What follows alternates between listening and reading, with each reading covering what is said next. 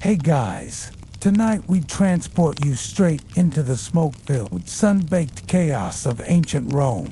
You're not a tourist here, you're a local, at least for now. Your feet slap against uneven cobblestone, the heat radiating up like an oven preheated to the gods' preferences. The air, thick with sweat, burnt olive oil, and the not-so-faint whiff of sewage wafting from open drains. You hear shouting from vendors hawking yesterday's fish, the clanging of metal from blacksmiths, and somewhere, the unmistakable yowl of a cat that definitely lost a fight. And is that man over there, naked except for a fig leaf? Welcome to the Empire. You probably won't survive this. So, before you get comfortable, take a moment to like the video and subscribe, but only if you genuinely enjoy what I do here. And let me know in the comments where you're watching from and what time it is. Now, dim the lights, maybe turn on a fan for that soft background hum, and let's ease into tonight's journey together. It begins with your first breath of Roman air, which, to be honest, smells like an amphora of moldy anchovies cracked open beside a pigsty. You're instantly bombarded by a sensory overload. A Roman street is a living, clattering artery of humanity. Donkeys bray, carts creak, and pedestrians jostle with very little regard for your personal space. You duck just in time to avoid a clay pot being hurled out of a third-story window. People dump their chamber pots directly onto the street below. And yes, that's still technically legal. You hear someone yell, "Cave," the Roman version of "heads up." But if you don't know the Latin, well, tough luck. A splash tells you the warning was for someone else, or maybe too late. Around you, toga-clad elites glide through the crowd like polished eels, completely ignoring you. Your tunic, hastily belted and already sweat-stained, marks you as a plebeian, a nobody. A teenager brushes past and deftly lifts your coin pouch. Pickpocketing is an art form here, and congratulations, you're the canvas. You try to chase him, but the crowd swallows him whole. As you push forward, you notice there are no sidewalks, just slippery stone paths, animal droppings, and shop fronts spilling into the street. A cart nearly runs over your toes. Welcome to Roman urban planning.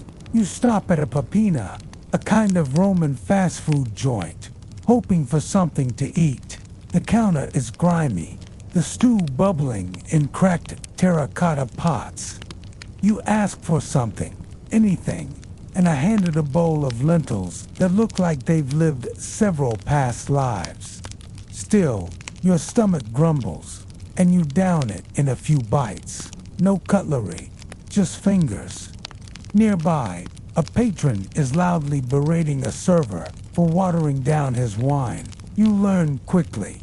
Romans always dilute their wine but get the ratio wrong, and it's a social crime. The server, red-faced, insists he added just the right amount of snowmelt water. Yes, snow, from the mountains, lugged in on mule bark. But whether it's true or not, historians still argue whether these thermopolia catered more to the poor or the traveling merchant class. Either way, they're no five-star dining experience. You wander toward the Forum, where public life thrives. Statues of emperors tower overhead, staring down with expressions of eternal smugness. An orator stands on a platform, dramatically reciting a speech about grain prices, and people actually stop to listen. You catch words you vaguely recognize. Frumentum numus plebis, but mostly you nod, pretending everyone seems to understand except you. Nearby, a crowd forms around a street performer balancing on a beam, juggling knives and singing something bawdy. a fringe detail. Public entertainers in Rome were often considered lower than prostitutes on the social scale, yet everyone secretly loved them. That's Rome public virtue, private vice. A sudden gust of wind kicks up dust, and you cough, eyes stinging. A man selling amulets offers you a small phallus on a leather cord for protection. You decline. He shrugs and sells it to a passing matron instead.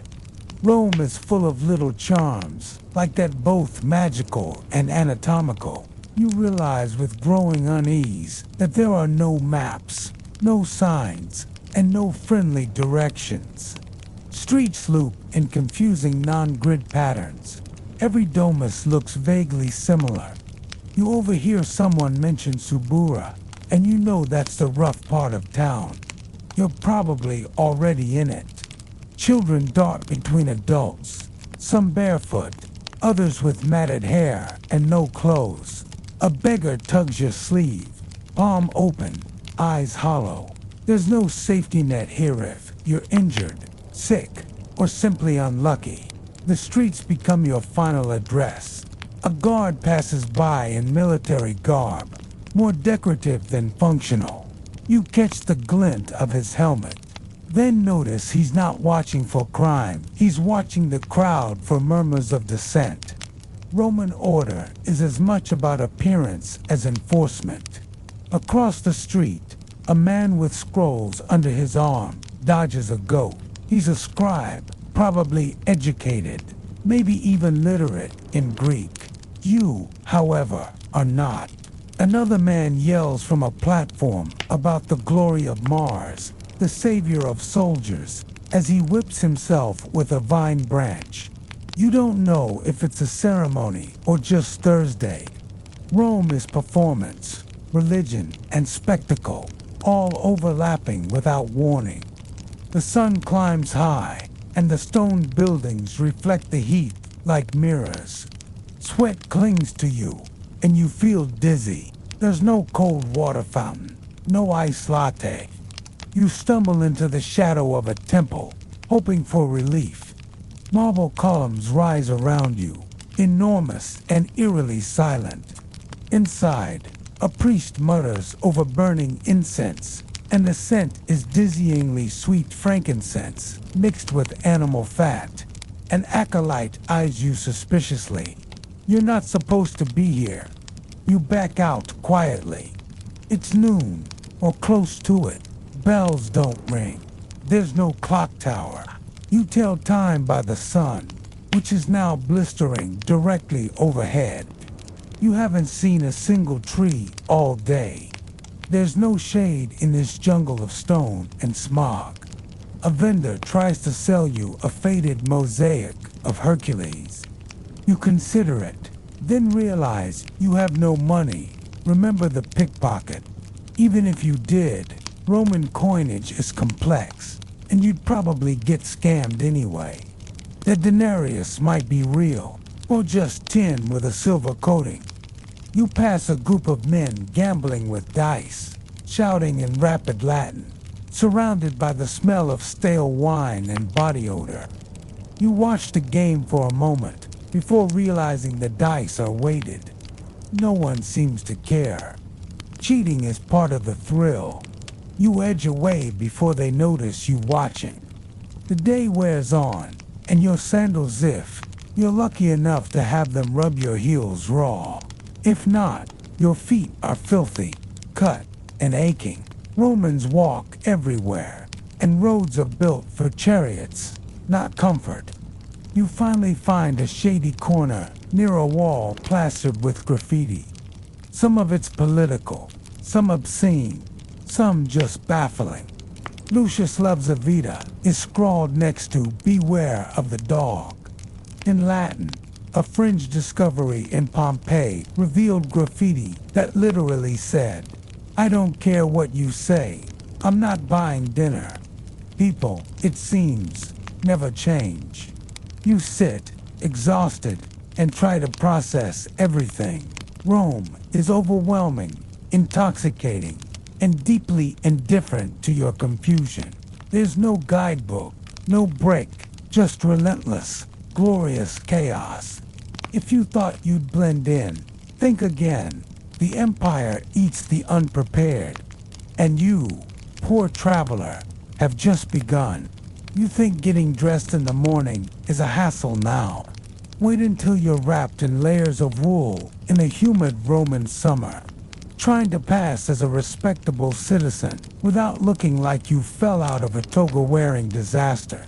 Fashion in ancient Rome isn't about comfort, it's about status, and it's itchy, awkward, and almost cruel. You wake up sticky with sweat in a cramped insular apartment, the air already thick with the scent of last night, spoiled cabbage and neighborly flatulence wafting through the paper-thin walls.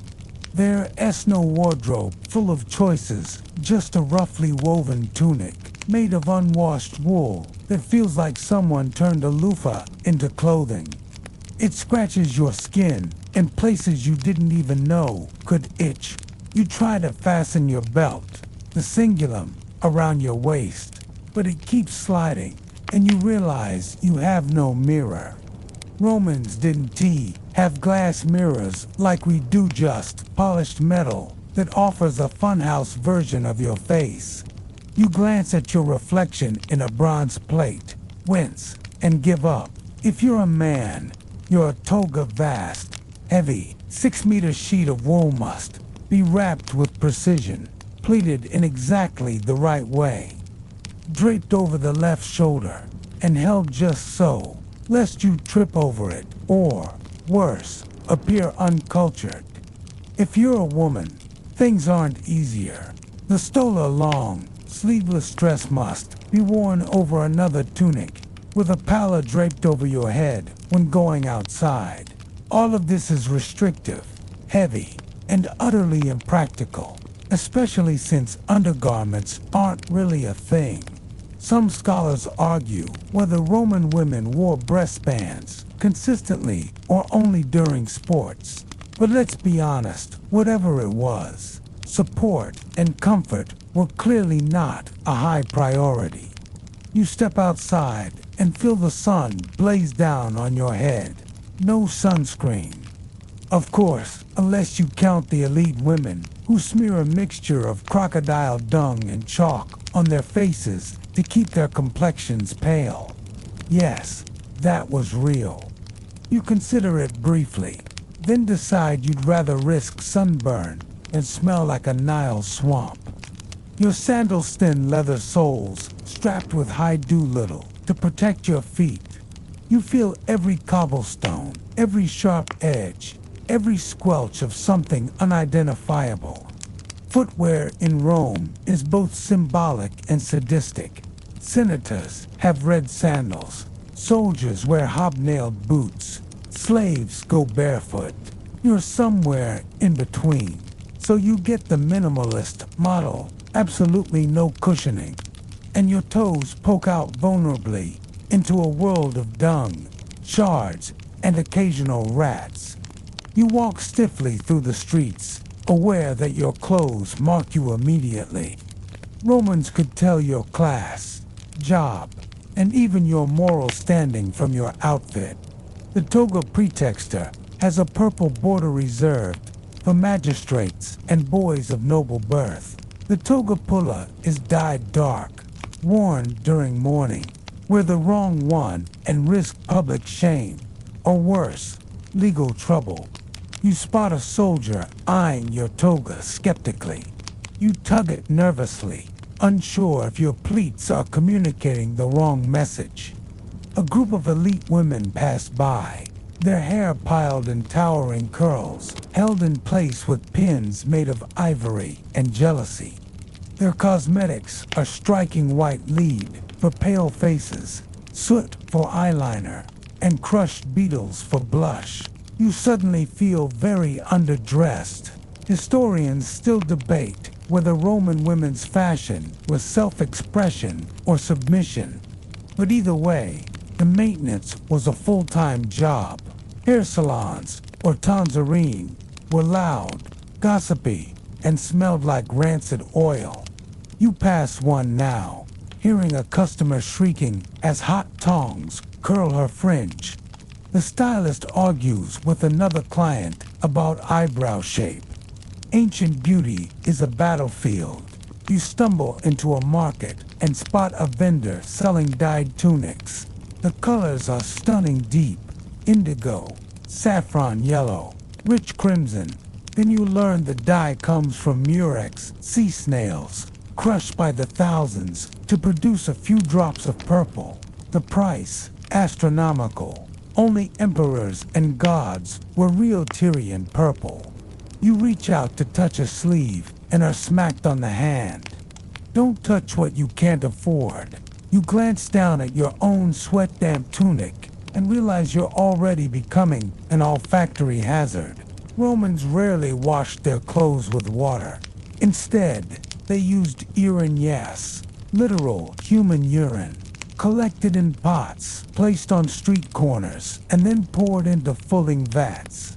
The ammonia helped remove stains, allegedly. You back away from a laundry shop as the pungent aroma hits you like a physical slap. Suddenly, your itchy tunic seems merciful by comparison. A breeze kicks up your hem, exposing more than you'd like. You fumble with your belt again. Modesty is crucial in Rome, but wardrobe malfunctions are frequent. One wrong gust, and you're a walking scandal. Romans might carve nudes in marble, but in real life, flashing a knee can get you labeled disgraceful. You pass a temple and see a priest wearing robes so elaborately pleated you wonder if he needs assistance walking. He carries a bundle of sacred laurel and mutters prayers as he steps carefully to avoid mud splashes.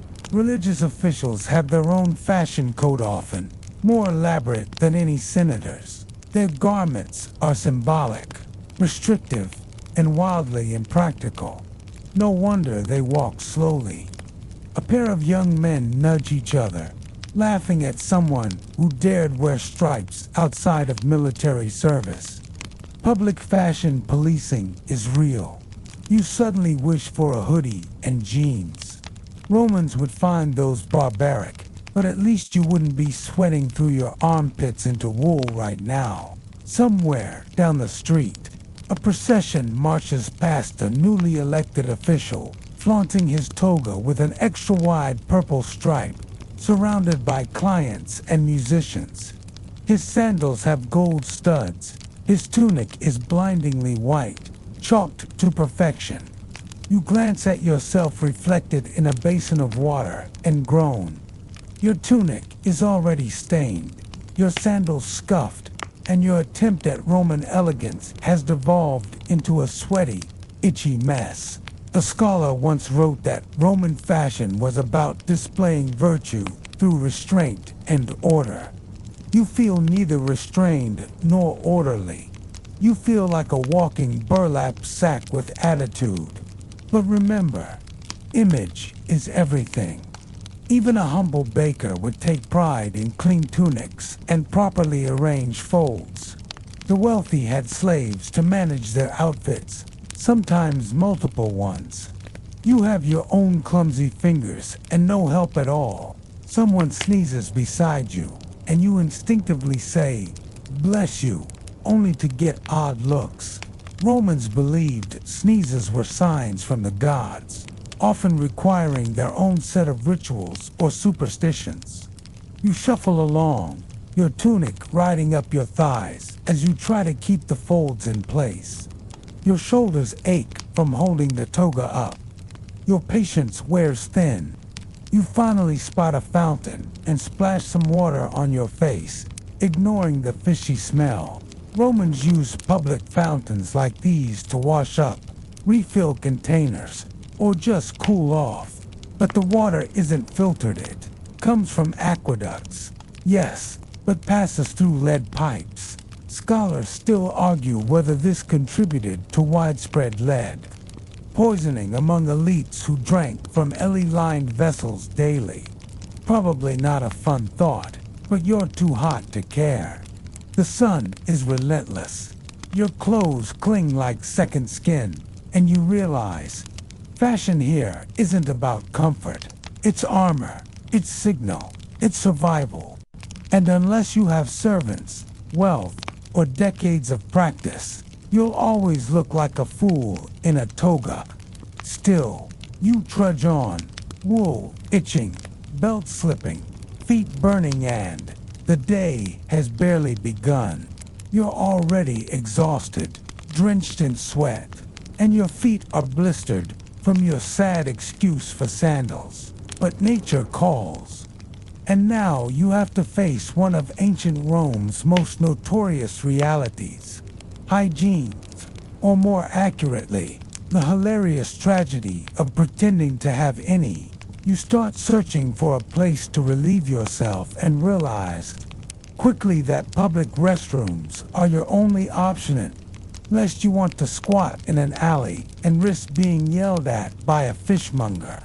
So you find a latrina, one of Rome's many communal toilets, often built in rows, with stone benches and keyhole-shaped openings, sometimes with no doors, no privacy, and no shame. You walk in and are hit by a wave of air that smells like every bad decision ever made. There's a central trench of running water below the seats, which is the ancient equivalent of flushing. Though let's not pretend it works particularly well. You try to hover over the opening without actually touching the stone. Good luck with that, and then you refaced with your next challenge. Wiping. There's no paper, obviously, not even leaves or sand. What you get instead is a communal sponge on a stick, soaked in vinegar or salty water, sitting in a trough and shared by everyone who uses the place. Everyone. Some people even debated whether it was hygienic back then, which is saying a lot for a civilization that dumped chamber pots into the street. Historians still argue whether elite Romans had private facilities at home that were cleaner, or if they also had to subject themselves to the communal sponge of doom. Either way, you're stuck here now, eyeing that soggy piece of misery and wondering if it would be less humiliating just to walk around crusty for the rest of the day. And that's just the toilet experience. Bathing is another circus entirely. You trudge to a public bathhouse. There are hundreds across the city, often beautiful, elaborate structures with columns, statues, and mosaics. They seem impressive until you step inside and realize you're about to get very intimate with a room full of strangers. You pay your entrance fee, strip down, yes, completely, and try to avoid eye contact. Men and women usually bathe separately, though some baths offer mixed schedules, and you get the sense that discretion is more of a guideline than a rule. The floors are wet, slippery, and echo with the sound of slapping sandals and idle gossip. You start in the appetitorium, the changing room, where an attendant eyes your belongings like a wolf in a jewelry store. Theft from bathhouses is so common that people hire slaves just to guard their sandals. You have no slave, so you say a small prayer and hide your coin pouch in your tunic fold. Next comes the tepidarium, the warm room where your pores are supposed to open. It feels like a sauna designed by someone who hates you. The air is thick, the walls drip with condensation, and sweat pours from every inch of your itchy skin. You move to the caldarium, the hot room, which is basically a Roman steam oven. The marble benches are searing, and the water is piping hot. You lower yourself in carefully, feeling your soul evaporate. Around you, men scrape their skin with strigils, curved metal tools used to remove sweat, oil, and dirt. It's like exfoliation meets medieval torture. A slave offers you olive oil to slather on your body. Romans believed in oil cleansing, but it just makes you feel like a greasy roast chicken. You mimic the motions, trying not to drop your strigil, trying not to get elbowed by the muscular guy next to you who clearly thinks this is the Olympics of bathing. Then it's off to the frigidarium, the cold plunge, a giant stone pool of water that makes your teeth ache the moment you dip a toe in. You hesitate, but the peer pressure is real, so you jump in, gasping as your lungs forget how to work. Your limbs go numb, but at least you're no longer sweating. You think you're done, but no, there are massages. Occasionally with perfumed oils, and sometimes involving terrifying sounding tools made of bone or bronze. You skip it and try to leave, dripping wet and mildly traumatized, only to realize you have no towel. People usually bring their own or have slaves dry them. You have neither, so you air dry awkwardly, trying to look casual while shaking like a wet dog. A man sneezes beside you and coughs directly in your face. You grimace, wondering what ancient pathogen is now burrowing into your immune system. You overhear two women arguing about the best mixture of ash and crushed oyster shells for whitening teeth, and another swears by mouse brain paste for acne. That one might be a joke, but you're not sure anymore. Medical hygiene and cosmetic hygiene are hopelessly entangled in myth, superstition, and sheer desperation. Romans had toothbrushes of swordstew sticks or frayed twigsand. They used powdered charcoal or ground bones for paste. Historians still debate whether their dental health was actually better than ours because of less sugar. But if you're used to minty freshness, you're out of luck. Your mouth tastes like you licked the fireplace. You step outside, vaguely cleaner, though the streets quickly undo any benefit. Dust clings to your damp legs. A passing cart splashes something unholy on your feet, and a child throws a piece of stale bread that hits your shoulder. Welcome back to filth. You try to find water to wash off, and remember that while Rome had aqueducts and public fountains, access wasn't always equal. Wealthier neighborhoods got cleaner water. Poorer ones made do with runoff. You cup your hands under a dripping pipe and rinse as best you can, praying it doesn't come from the same source as the latrine water. Back home, if you can call your rented room above a tavern home, there rests no running water, no private toilet, and certainly no soap. Soap exists, but isn't common. Most Romans use a mixture of clay, sand, and olive oil, which sounds more like seasoning than hygiene. You give up and lie on your straw mattress, which smells like a goat and squeaks when you breathe. You scratch at a bug bite and try not to think about lice. Romans combed their hair meticulously, but still fought constant battles with fleas, bedbugs, and worse. Delousing combs have been found in abundance at excavation sites, so clearly the problem was widespread. There's a knock at the door, a neighbor offering a strong-smelling herbal sachet she claims wards off bad airs. You thank her and hang it by your bed, though you suspect it just smells like minty death. The smell of the city is everywhere. Burning animal fat, rotting vegetables, human sweat, fish sauce, and something faintly metallic. You close your eyes, try to imagine the clean scent of detergent, and sigh. In Rome, you Dante get to be clean, you just get to smell slightly less offensive than the person next to you. And that, by Roman standards, is a win. You wake up with a sore back, your straw mattress pressing unevenly into your spine, and your nose full of the distinct aroma of stale wine, old bread, and someone else's body odor wafting in through the shared wall. It's a Roman morning, and you're hungry. Not hungry like skip the drive-through hungry, but the deep, uncomfortable emptiness that makes your stomach grumble so loud a neighbor bangs on the wall. You sit up, already sweating under your thin tunic. And remember that breakfast orienticum, as Romans call, it is less of a meal and more of a survival ritual. There is no smell of coffee brewing, because coffee won TB, discovered for another 1,000 years. That familiar jolt of caffeine, that warm mug between your hands, gone. Instead, you pull your aching body off the mattress and look for food, which, if you're lucky, consists of yesterday's bread stale, hard as a brick, and possibly sporting some fuzzy green growth you'll just scrape off without ceremony. Romans didn't have breakfast cereal, fruit smoothies, or even eggs and bacon.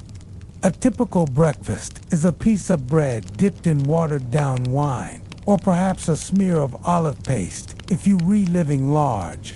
You take a bite and feel your jaw protest chewing. This is like gnawing a wooden sandal. If you're richer, you might enjoy dates or cheese, or maybe a cold cut of leftover pork. But you're not rich, so you chew, and chew some more, washing it down with tepid water from an amphora that's been sitting in the corner since last night. Romans didn't refrigerate anything. Ice was imported from the mountains at a ridiculous cost and only for the ultra-elite. Your water tastes slightly metallic, slightly earthy, and very, very warm. You step outside into the already bustling street belly, still half empty, and pass a stall selling panis quadratus, a kind of round, scored bread loaf that looks beautiful in museum reconstructions, but now lies crumbling and dry in the baker's stall.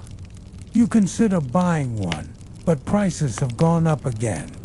Grain dole distributions are erratic this month, and you've already missed the last one. The city of Rome depends on grain ships from Egypt and North Africa, and when they're late or hijacked by pirates, everyone feels it's except the senators, of course, who always seem to have warm, spiced wine and fresh honey cakes.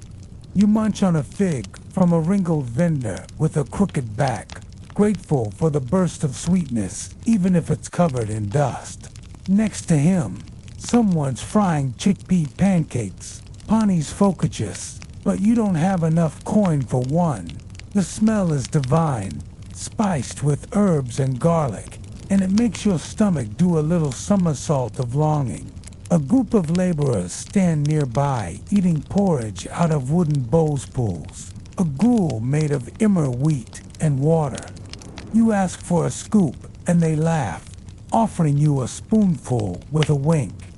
It's warm, bland, and oddly comforting.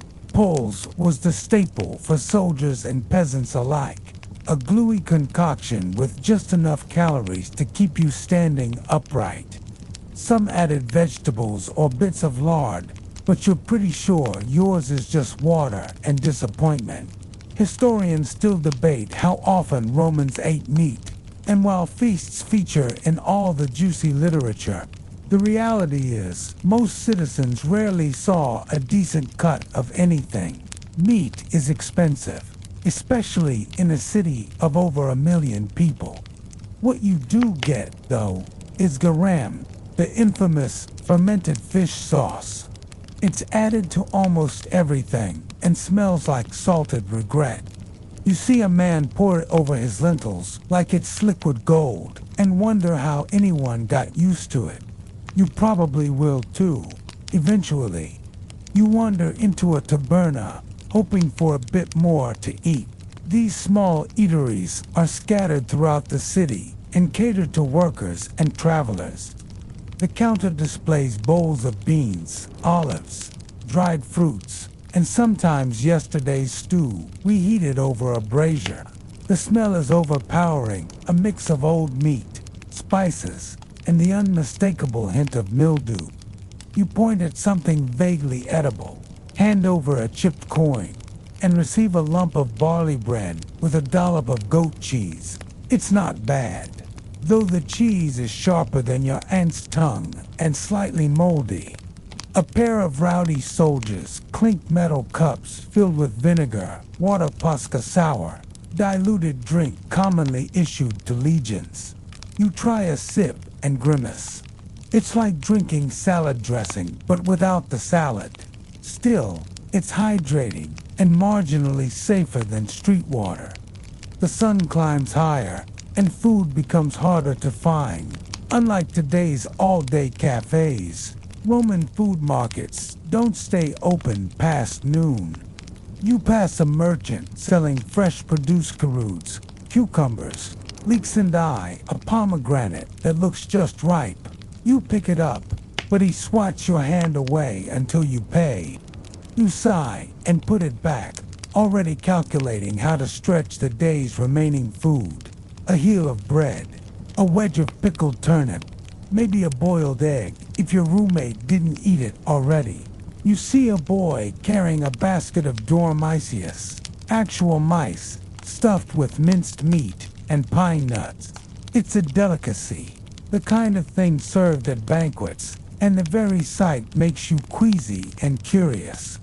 A scroll once described a dinner party where flamingo tongues were served on silver plates and eels danced in vinegar until they died. Rich Romans didn't just eat, they performed their meals. You, however, will probably just gnaw another crust of bread and call it a day. You return home before the sun hits its zenith. There's no lunch, as we know it may be a small snack called prondrum, usually cold and leftover. You sit on the edge of your creaky bed and share a dried fig with a neighbor, both of you chewing slowly, pretending it's a banquet. The idea of a sandwich, a burger, or even a warm bowl of noodles seems so distant, it may as well be science fiction. Yet somehow, this life persists. You think about how diet reflects status, how even in ancient times, access to food was power.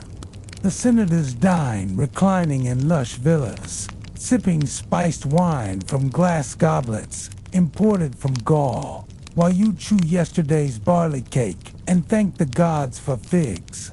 Still, there's a strange rhythm to it all, a sense that every bite, however meager, is part of the living pulse of the empire. Food is shared, bartered, hoarded, and celebrated. The poorest man in Rome still eats food tied to centuries of tradition: olive oil, pressed by hand, grain milled at sunrise, fish cured in seaside vats. You lay back, stomach half full, and wonder how you'll make it to dinner. Probably lentils again. Or maybe just dreams of cheese that isn't hard enough to break your teeth. The day isn't even halfway over, and you already feel worn down. But now it is time to get to work, and that S where your Roman reality really starts to bite. You don't get to sit in an air-conditioned office or work from the comfort of a couch. Your job, if you even have one, is brutal, repetitive, and entirely dependent on your social status, which in your case hovers somewhere between insignificant and invisible. Let's say you a manual laborer. Most people are, which means you start your shift before dawn, hauling amphorae in the market, breaking your back, carrying firewood, or mixing mortar in a construction site overseen by a stern dominus who believes shouting counts as management. There are no unions, no safety standards, no coffee breaks, and certainly no insurance if a brick drops on your head. The tools are primitive, the hours endless, and your reward is a few coins if you lucky, or maybe a half-stale roll and some sour wine. And if you're not a laborer, well, things don't get better. Perhaps you're a shopkeeper, operating a narrow taberna wedged between a barber and a fishmonger. Your stall is crammed with goods: olive oil, pots, cheap sandals, and you spend most of your time fending off thieves, haggling with drunk customers, or shouting over your neighbor's off-key singing. Still, being your own boss is a privileged one denied to the vast number of slaves in the empire. If you're a slave, your job depends entirely on the whims of your master. You could be a domestic servant, forced to wash feet and scrub vomit from mosaic floors, or a field hand toiling under the sun from dawn until your skin cracks. Some slaves are trained in skilled labor scribes, tutors, even doctors, but you have no rights, no personal time, and no say in where you live or when you eat. Your property listed alongside livestock on estate ledgers. And forget holidays, your body is your job, and there is no off switch. Historians still argue whether some urban slaves had slightly better living conditions than rural ones, but better is relative when your entire life is borrowed. Now, maybe you're one of the freedmen, a former slave, now allowed to live as a free citizen, but don't expect too much mobility. Most freedmen continue working for their former masters and remain at the bottom of the social pyramid. Even if they do own a little property, your status is always on display. Your past whispered behind your back. Your progress limited by ancient snobbery. Even skilled workers, blacksmiths, builders, bakers work long hours with their hands in dangerous, exhausting environments. You pass a bakery where a man is turning a massive grinding stone by pushing it in circles. A donkey usually does this job, but today it's a teenager, soaked in sweat and nearly unconscious from heat. The flour dust in the air makes you cough. In another part of the city, you walk past a tannery and instantly regret at the stench of urine. Rotting flesh and animal fat is overwhelming. Leatherworkers soak hides in human waste to soften them, then scrape them down using bronze blades. They go home with their hands cracked and their noses permanently numb. You wonder what jobs women do, and then you see them working in laundries, dye shops, taverns, or as street vendors selling vegetables and trinkets. If they're from poor families, they might even work as wet nurses, nursing other people's babies for a meager wage while their own children go hungry. Others are trapped in brothels, victims of a system that reduces their labor to something transactional and invisible. The legal protections for women workers are minimal, and public respect even less. A few women become midwives or priestesses, but those are exceptions, not norms. The midday sun climbs higher, and the streets fill with carts, shouting men, and the clang of metal tools. You pass a construction site where men are laying bricks without gloves or helmets, balancing on wooden scaffolding lashed together with rope. One slips, nearly falls, then laughs it off. If he died, there'd be no compensation, just another worker pulled in from the street.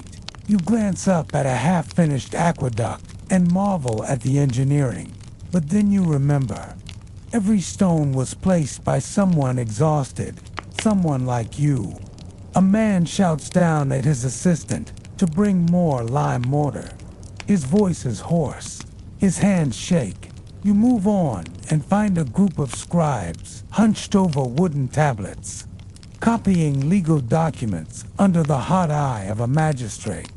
It seems like cleaner work, but it comes with its own headaches, bad wax, blunt styluses, aching fingers, and the constant fear of making a costly error. Even educated Romans aren't spared the grind. You hear a teacher berating a young student in a ludus, a classroom of sorts where children recite poetry and grammar while getting smacked with rods for mistakes. Being a tutor isn't glamorous, it's noisy, thankless, and poorly paid unless you teach for the elite. And even then, you're more servant than scholar. You pass a soldier in uniform, his armor clinking with every step. At first, your impressed soldiers get respect. After all but then, you hear him muttering about his pay being delayed again. Roman soldiers served for 20 years, often posted far from home, building roads and forts as much as fighting. Discipline is harsh. One mistake and you're flogged, imprisoned, or worse, decimated. Yes, that word comes from the Roman practice of executing every 10th man in a unit as punishment. There's no room for softness in the legions. You step aside to let a water seller pass, then glance at your own reflection in a bucket. You're covered in grime, your tunic stained with sweat, and your arms ache from even mild activity. It's hard to imagine doing this for years on end. At a small booth, a woman sells healing amulets, tiny charms carved with strange symbols, sold to workers hoping to avoid injury. Superstition is part of survival. If you can't afford a doctorand, who can? You need luck, blessings, and maybe a minor household god to watch your back. You hear someone cough a wet, rattling sounding. Remember that illness is always nearby. Working while sick is expected. Rest is a luxury. There's no paid leave, no health care, and no such thing as mental health days. Your body is a tool, and when it breaks, it's discarded. You pass a group of slaves chained together, being marched to the market. They'll be sold later, today bought, branded, and sent to their assigned jobs. One of them catches your eye for a second, and you wonder what they were doing yesterday. Teaching, farming, nursing a baby. It doesn't matter now. In Rome, work is everything and nothing. It sustains you and grinds you down. It gives you identity and robs you of freedom. There are no weekends, no NWA beers, no annual bonuses. Just one day bleeding into the next, marked only by the occasional festival or the hope that tomorrow won't hurt as much. And still, the empire runs. It expands. It feeds on your effort. You look around and see thousands just like you, sweating, limping, shouting, surviving. And somewhere, high on a hill, a senator reclines on a couch, dictating letters, sipping wine, and praising the glory of Roman labor with absolutely no idea what it feels like. You've managed to slog your way through a morning of exhausting labor, blistering sun, and scratchy wool, and as you stumble through the buzzing alleys of Rome, you're restarting to realize something else. You're reliving in a world where the law doesn't protect you, it barely even acknowledges you. And if you're not careful, it might just destroy you. Roman law sounds impressive in textbooks. Sure, with all those scrolls, magistrates, and Latin phrases, but on the ground, it's a brutal, tangled web of hierarchy, corruption, and punishment that makes modern bureaucracy look like a casual board game. Let's say you're accused of stealing, even if you didn't do it. Someone says they saw you near a stall when their coin purse went missing. And now, you've got two lictors dragging you through the forum to stand before a magistrate in a toga so white it hurts your eyes. Do you have a lawyer? No. Do you even get a moment to explain? Barely. Trials are public theater, no juries, no impartial panels, just a mix of loud arguments, gestures, and character assassinations. If you're wealthy and well-connected, you might be able to buy a favorable outcome, or at least delay the proceedings. But you're a nobody. Your word means little, and your fate might depend more on who you know or who you accidentally offended than on truth or fairness. Punishments are swift and often horrifying. You could be whipped, branded, exiled, or if the crime is severe and executed in a disturbingly creative way. Crucifixion isn't just for show. It's reserved for slaves and non-citizens, and it's as slow and painful as you've heard. A thief might have his hands chopped off. A runaway slave could be forced to wear a metal collar inscribed with a return address, like some grim parody of a luggage tag. There are public beatings, spectacles of punishment that draw crowds eager for blood and drama. Roman justice, you're learning, is less about justice and more about maintaining control. Historians still argue whether the harshness of the laws reflected real enforcement or just served as deterrence. But for the average Roman, fear is very real. You overhear someone in the forum whisper about deleterious informers who make a living by accusing others, sometimes truthfully, sometimes not. If their accusation leads to a conviction, they get a cut of the seized property. It's a business model powered by paranoia. People denounce neighbors over land disputes, debts, or petty jealousy. One wrong word, one offhand comment about the emperor, and your name might be on a wax tablet by nightfall. You tried to keep your head down, moving quickly past the basilica, where magistrates hold court. Their platforms raised to remind everyone exactly who holds the power. You spot a decurion, one of the local town councilors, arguing with a client, and realize that politics and law are hopelessly entangled. If you're poor, your complaints get lost in layers of hierarchy. If you're rich, the law bends around you like a willow branch. You step into a tavern hoping for a quick drink and a quieter moment, only to find a man being arrested after a brawl. He pleads that he was defending himself, but it doesn't matter, the local vigils take him anyway. They're part police, part firefighters, part night watch, and while they keep the peace, they're not exactly gentle. If they think you're lying, they can beat the truth out of you. Torture is not only legal in Rome, it's expected, especially for slaves. A master's testimony means little unless supported by physical evidence or a confession, and the quickest way to get one is pain.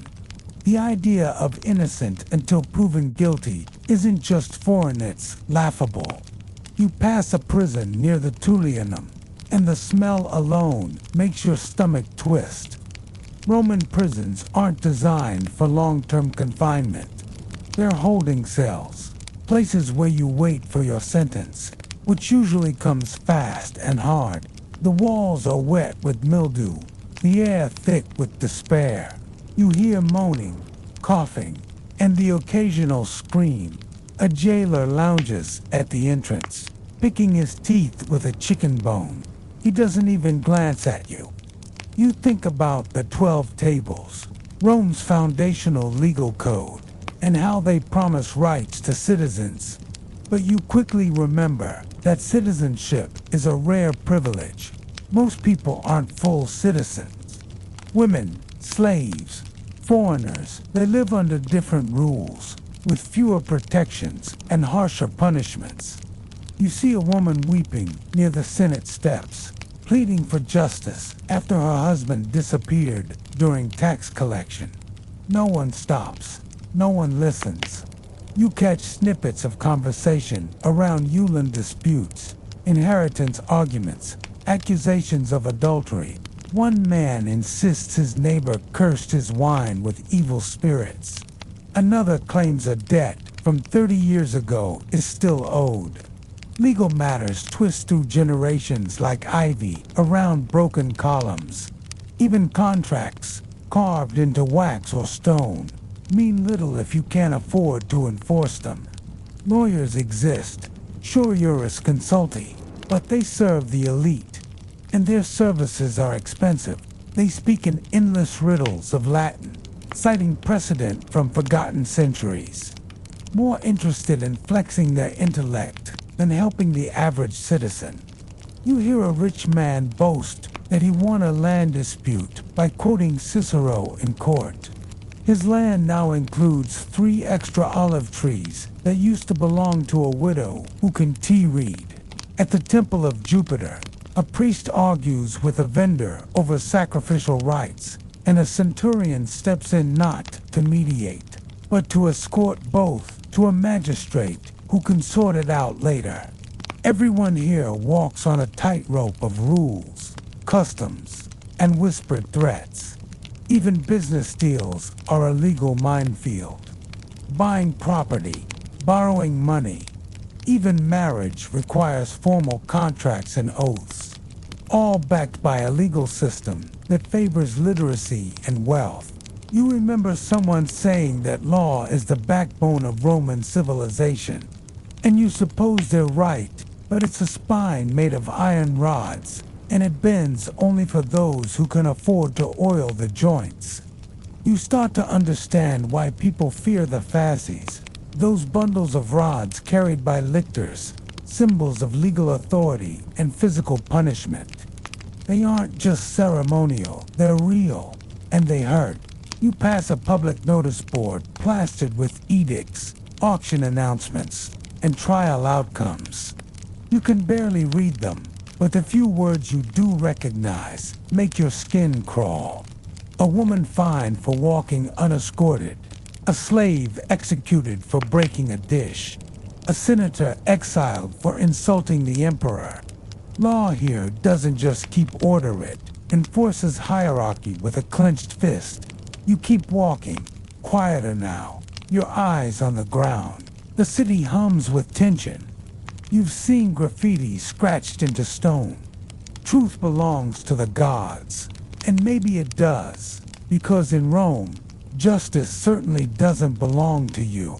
After barely dodging legal disaster and realizing that justice in the Roman Empire is more like a performance than a protection, you're finally hoping for a break, maybe a moment of comfort, but as you return home, whatever counts as home in this overcrowded, smoky city, you are quickly reminded that rest is another illusion.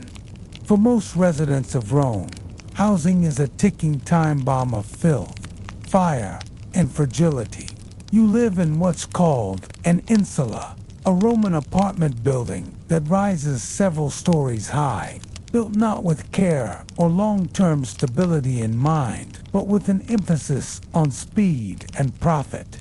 Landlords cram tenants into wooden floors stacked atop one another like loaves in an oven, and the higher you go, the worse it gets. There are no elevators, of course, so you drag yourself up 3, maybe 4 flights of narrow, crumbling stairs, dodging buckets of waste being dumped out windows, and careful not to brush against damp, soot-streaked walls. Your room is barely larger than a horse stall, no windows, no plumbing, and barely enough space to lie flat. If you're lucky, you've got a straw mattress and a chamber pot. If not, you share the corner with 2 other people, and your belongings fit into a single broken amphora. The noise outside never really stops, vendors shouting, dogs barking, wheels grinding against cobblestone. The air smells like a mixture of urine, spoiled wine, and cooked onions. Fires break out often, especially at night, when oil lamps fall over or someone cooks too close to the wall. And with most structures made of timber, once one insula goes up in flames, it can take half the block with it. The vigils, Rome's firefighting force, might show up, but slowly and only if bribed. Historians still argue whether city regulations about fireproofing were genuinely enforced or merely symbolic. But whatever the law says, your ceiling creaks ominously and leaks whenever it rains. Downstairs, someone yells about a broken clay jar. You sigh. This is home, and it's terrifying. Now, you might think the wealthy have it better, and they absolutely do, in sheer comfort, but their villas come with their own problems. If you're a servant or slave in a rich domus, you sleep in tight quarters, maybe near the kitchen or hallway, always on call, always silent unless spoken to. The floor mosaics might be pretty, but you're too busy cleaning them to admire the craftsmanship. You overhear elite families dining late into the night, reclining in tricliniums while discussing politics and philosophy. Their marble fountains and perfumed halls are a world away from the grime you're used to. But the class divide is a chasm, and crossing it is a fantasy. You step out into the courtyard hoping for air, but the stench of communal latrines, shared by dozens, hits you hard. These public toilets are more social than sanitary.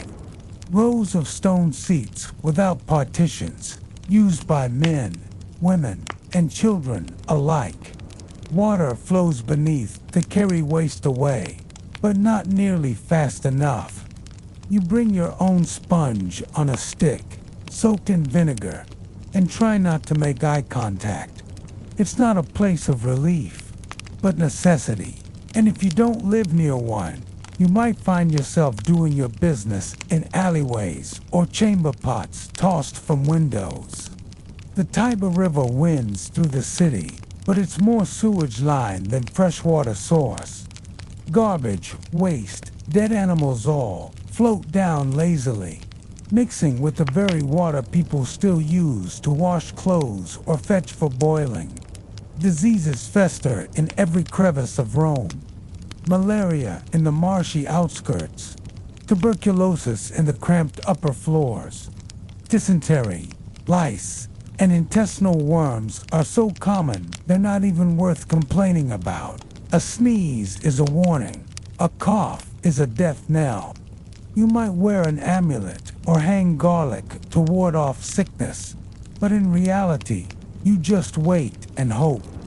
Doctors do exist, but they're expensive, inconsistent, and often worse than the illness. One might bleed you for a fever, another apply pigeon dung to a wound.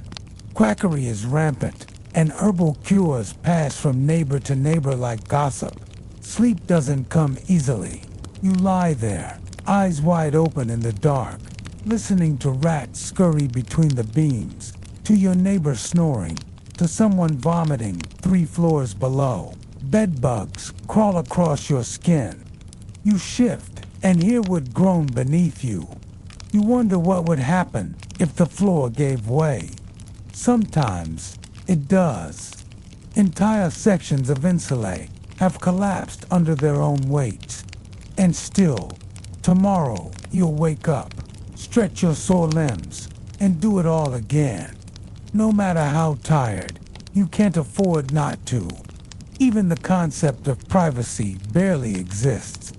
Your neighbors know everything: what time you eat, when you argue, whether your child has a fever. If you whisper, the walls echo. If you cry, someone listens. There is no door to shut and no boundary to draw. You are part of a human hive, humming, stinking, aching together in close proximity. Even water must be fetched. Maybe you queue at a public fountain, waiting your turn while men argue over the aqueduct pressure. Some fountains are dry, others overflow.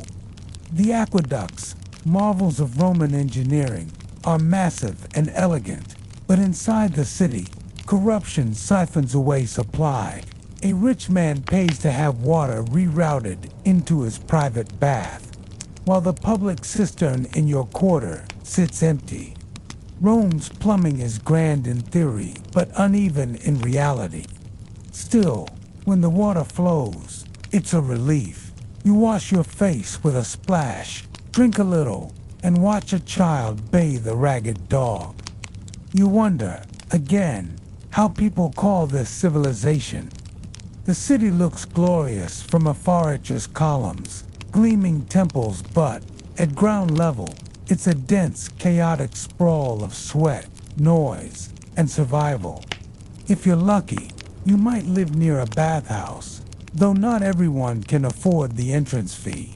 The thermi are communal and steamy, a place for bathing, gossip, business, and the occasional brawl. You scrub yourself down with oil and estrigil, trying to remove the weak grime. While around you men boast, argue, and flirt. The water is warm, but not always clean. You soak your aches away, only to leave feeling slightly more human, but aware that this luxury is temporary. The bathhouse closes at dusk, and you return to your tiny box of a room. A cat slinks past, chasing a rat. Somewhere, a baby cries. A couple fights. A drunk sings badly about Mars and lost love.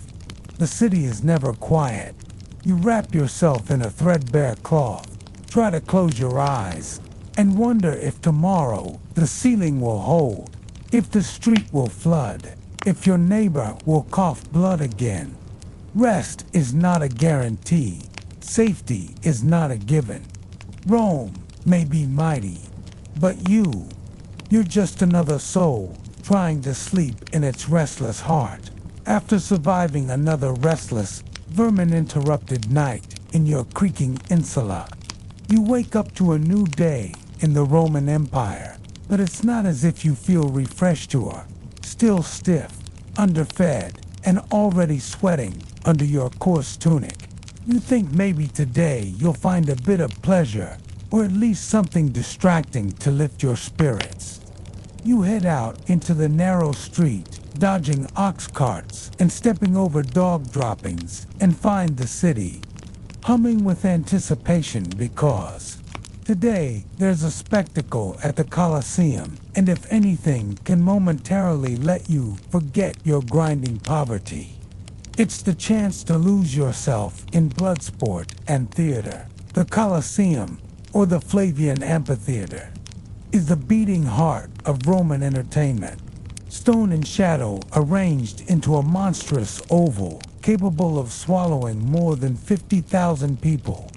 You approach the massive arches, your jaw tight with excitement and a hint of dread. Entry is free, technically, but seating is another matter altogether. You, a low-status nobody, are herded up into the dizzying upper tiers. Nosebleed rows exposed to the scorching sun, where the air smells like sweat, old meat, and cheap perfume. The senators sit down close, shielded by awnings and flanked by bodyguards. Women and slaves, if they're allowed in, are restricted to certain sections. Gladiators wait below in the dim chambers, oiling their muscles and sharpening their blades, while exotic animals brought at horrifying cost from Africa and Asia roar from cages, drugged, starved, and agitated.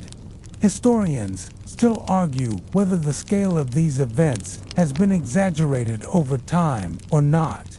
But as the drums begin to thunder and the crowd starts chanting, the energy feels too real, too massive to be anything but true. The opening act might be a mock naval battle if they flooded the arena floor, but more often it's a display of animal hunt where specially trained men in light armor battle panthers, lions, even bears, often with little more than spears or nets. The crowd howls with delight when blood hits sand, cheering not just for victory, but for violence itself. You try to look away, but the sheer ferocity draws your eyes back. Then come the executions. Criminals condemned ad bestias, thrown into the arena with nothing, mauled for entertainment. You see a man drop to his knees, praying, before a leopard leaps and tears him down. The audience barely flinches. A woman beside you fans herself casually as another man is dragged screaming by wild dogs. This is justice turned into spectacle, and even if you want to leave, the packed seats and guards prevent it. Then, finally, the main event, the gladiators. Some are criminals, others slaves, and a few are volunteers seeking fame. but all are warriors trained in pain, discipline, and death. They parade into the arena in matched pairs with curved swords and small shields, murmillos with heavy helmets and fish-shaped crests, retieri with nets and tridents. They salute the emperor, or whoever's presiding, with the famous line, Morituri te salutant. Those who are about to die salute you. The battles are intense, stylized yet deadly, choreographed to a degree, but with real risk. If one falls and raises a finger, the crowd might vote on his fate thumbs up or down, life or death, but the final call belongs to the host, often influenced by mood, politics, or whim. Some say the thumb gestures are misunderstood. Historians still debate the exact meaning, but the outcome is always clear. You watch as one Retiarius stabs a murmillo through the leg, then bashes his helmet until he lies still.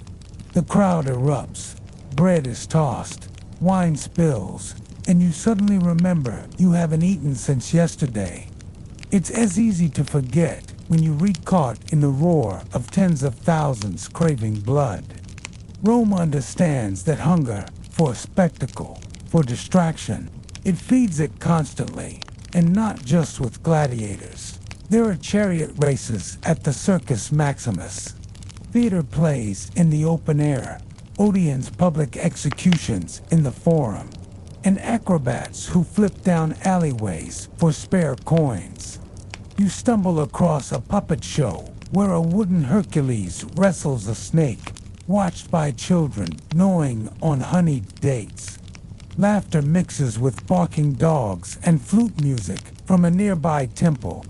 You peek into a tavern where two men gamble with knucklebones, shouting over cheap wine. Entertainment isn't always grandites, woven into daily life, improvised, raw. But when the state wants to pacify the masses, it pulls out the big stops.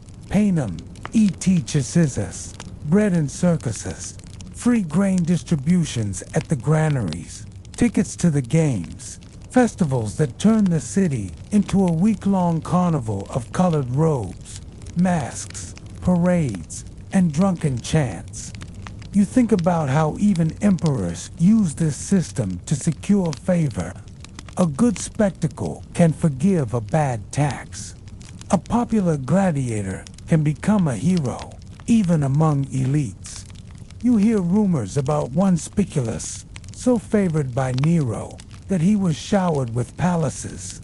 The line between celebrity and tool is blurry. Gladiators are slaves, but they're also adored. Their likenesses painted on walls and etched into oil lamps. Women leave love notes scratched into the stone beneath their seats at the arena. Some even bribe guards to sleep with their favorites. And if a gladiator survives long enough, he might win his freedom. But most don't. Death is the currency of fame. You stagger out of the Colosseum late in the day, feet sore, mind buzzing. The streets outside are filled with vendors selling trinkets, wooden swords, wax figurines, roasted chestnuts. A small boy runs past, waving a painted shield, mimicking the duel he just saw. You realize how deeply the spectacle seeps into everything. You remember passing a funeral last week where mourners hired professional actors to scream and faint, making grief into performance. In Rome, even death is staged. You walk slowly now, past musicians plucking lyres, past poets reciting verses for coins, past a man with a trained monkey collecting bets on dice rolls.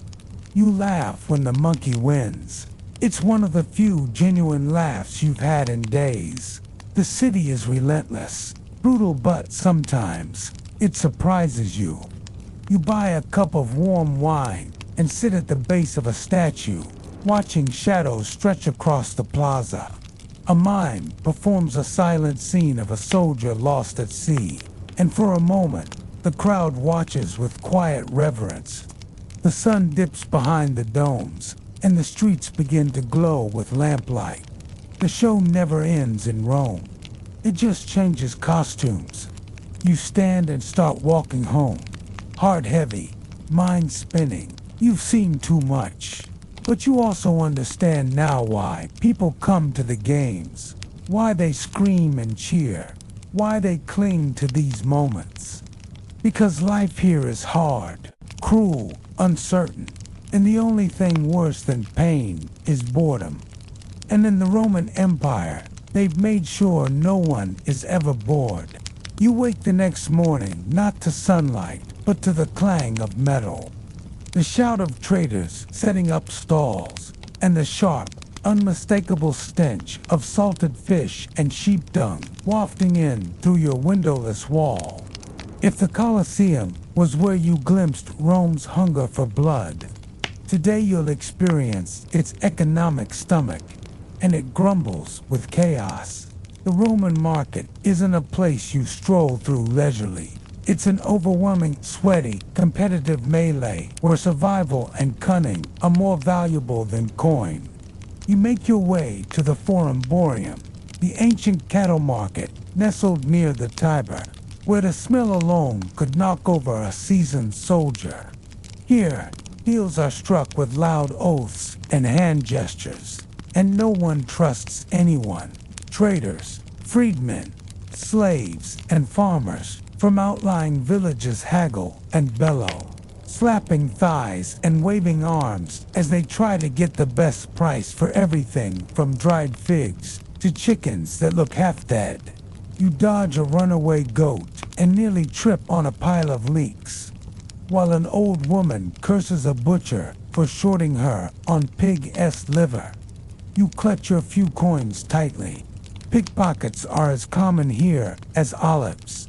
The market isn't just for food artisans. Sell crude pottery, dyed fabrics, iron tools, and small charms meant to ward off disease or misfortune. Some offer exotic wares brought from trade routes stretching as far as India and Nubia. Though most of what's available to you is local, seasonal, and suspiciously bruised, historians still argue whether the average Roman diet was nutritious or just barely sufficient. What's certain is that it's repetitive. Bread is your staple flat, dense, often stale by noonand. Whatever vegetables are cheap that week. Maybe lentils, maybe onions. Meat, rarely. Fish, only salted or sun-dried, unless you're flush with coin. You hear stories of feasts where dormice are stuffed with nuts and wild boar is served with dates and honey, but those are for the elite. For you, dinner is more likely a pottage of beans and barley. Watered wine helps you forget its blandness. If you're lucky, a street vendor offers something hotper, perhaps a meat pie or a skewer of grilled offal. You know it's risky. Food poisoning is common, and there's no health inspector. Still, hunger doesn't wait. The economy runs not just on buying and selling, but on a staggering amount of unpaid or underpaid labor. Slaves are everywhere serving, hauling, scrubbing, cooking, entertaining. If you're poor but free, you still work sunup to sundown, sweeping streets, carrying loads on your back, spinning wool, tanning leather, or toiling in one of Rome's many workshops. The fullers are particularly miserable laundry workers who stomp cloth in vats of fermented urine to clean it. Yes, urine, collected from public urinals, stored in large pots, and taxed by the state. The Emperor Vespasian, in fact, famously defended the policy by saying, "Money doesn't stink." You pass one of these fulling shops and nearly gag. Workers there are half naked, pale, and coughing. You wonder how long they last before their lungs give out. The class divide in Rome isn't subtle. It's carved into everything. You pass elegant villas where porticos gleam and citrus trees are pruned into perfect shapes.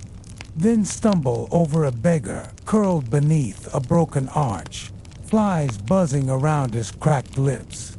Wealth isn't just comfort, it's armor. The rich have access to physicians, private baths, clean water, legal protection, and the ability to avoid punishment. You just try not to be noticed. You see slaves at auction, children among them, paraded naked so buyers can inspect their teeth and limbs. Some are captured foreigners, others sold by desperate parents. Their futures depend on whim. Household servant or field laborer, abused concubine or trained scribe. You feel helpless watching them, but you also know that could be you. One bad harvest, one injury, one false accusation, and yet, despite all of this, there is ambition in Rome. Everyone dreams of more, of rising through trade, marriage, patronage, military service. The patron-client system defines so much of your daily life. You might attach yourself to a more powerful man, offering flattery, errands, and votes in exchange for favors or leftover food.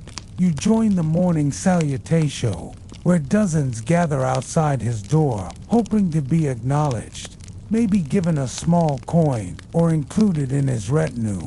It's humiliating, but it's the only ladder available. You're reminded constantly of your place, not just by poverty, but by language, fashion, even the way you walk.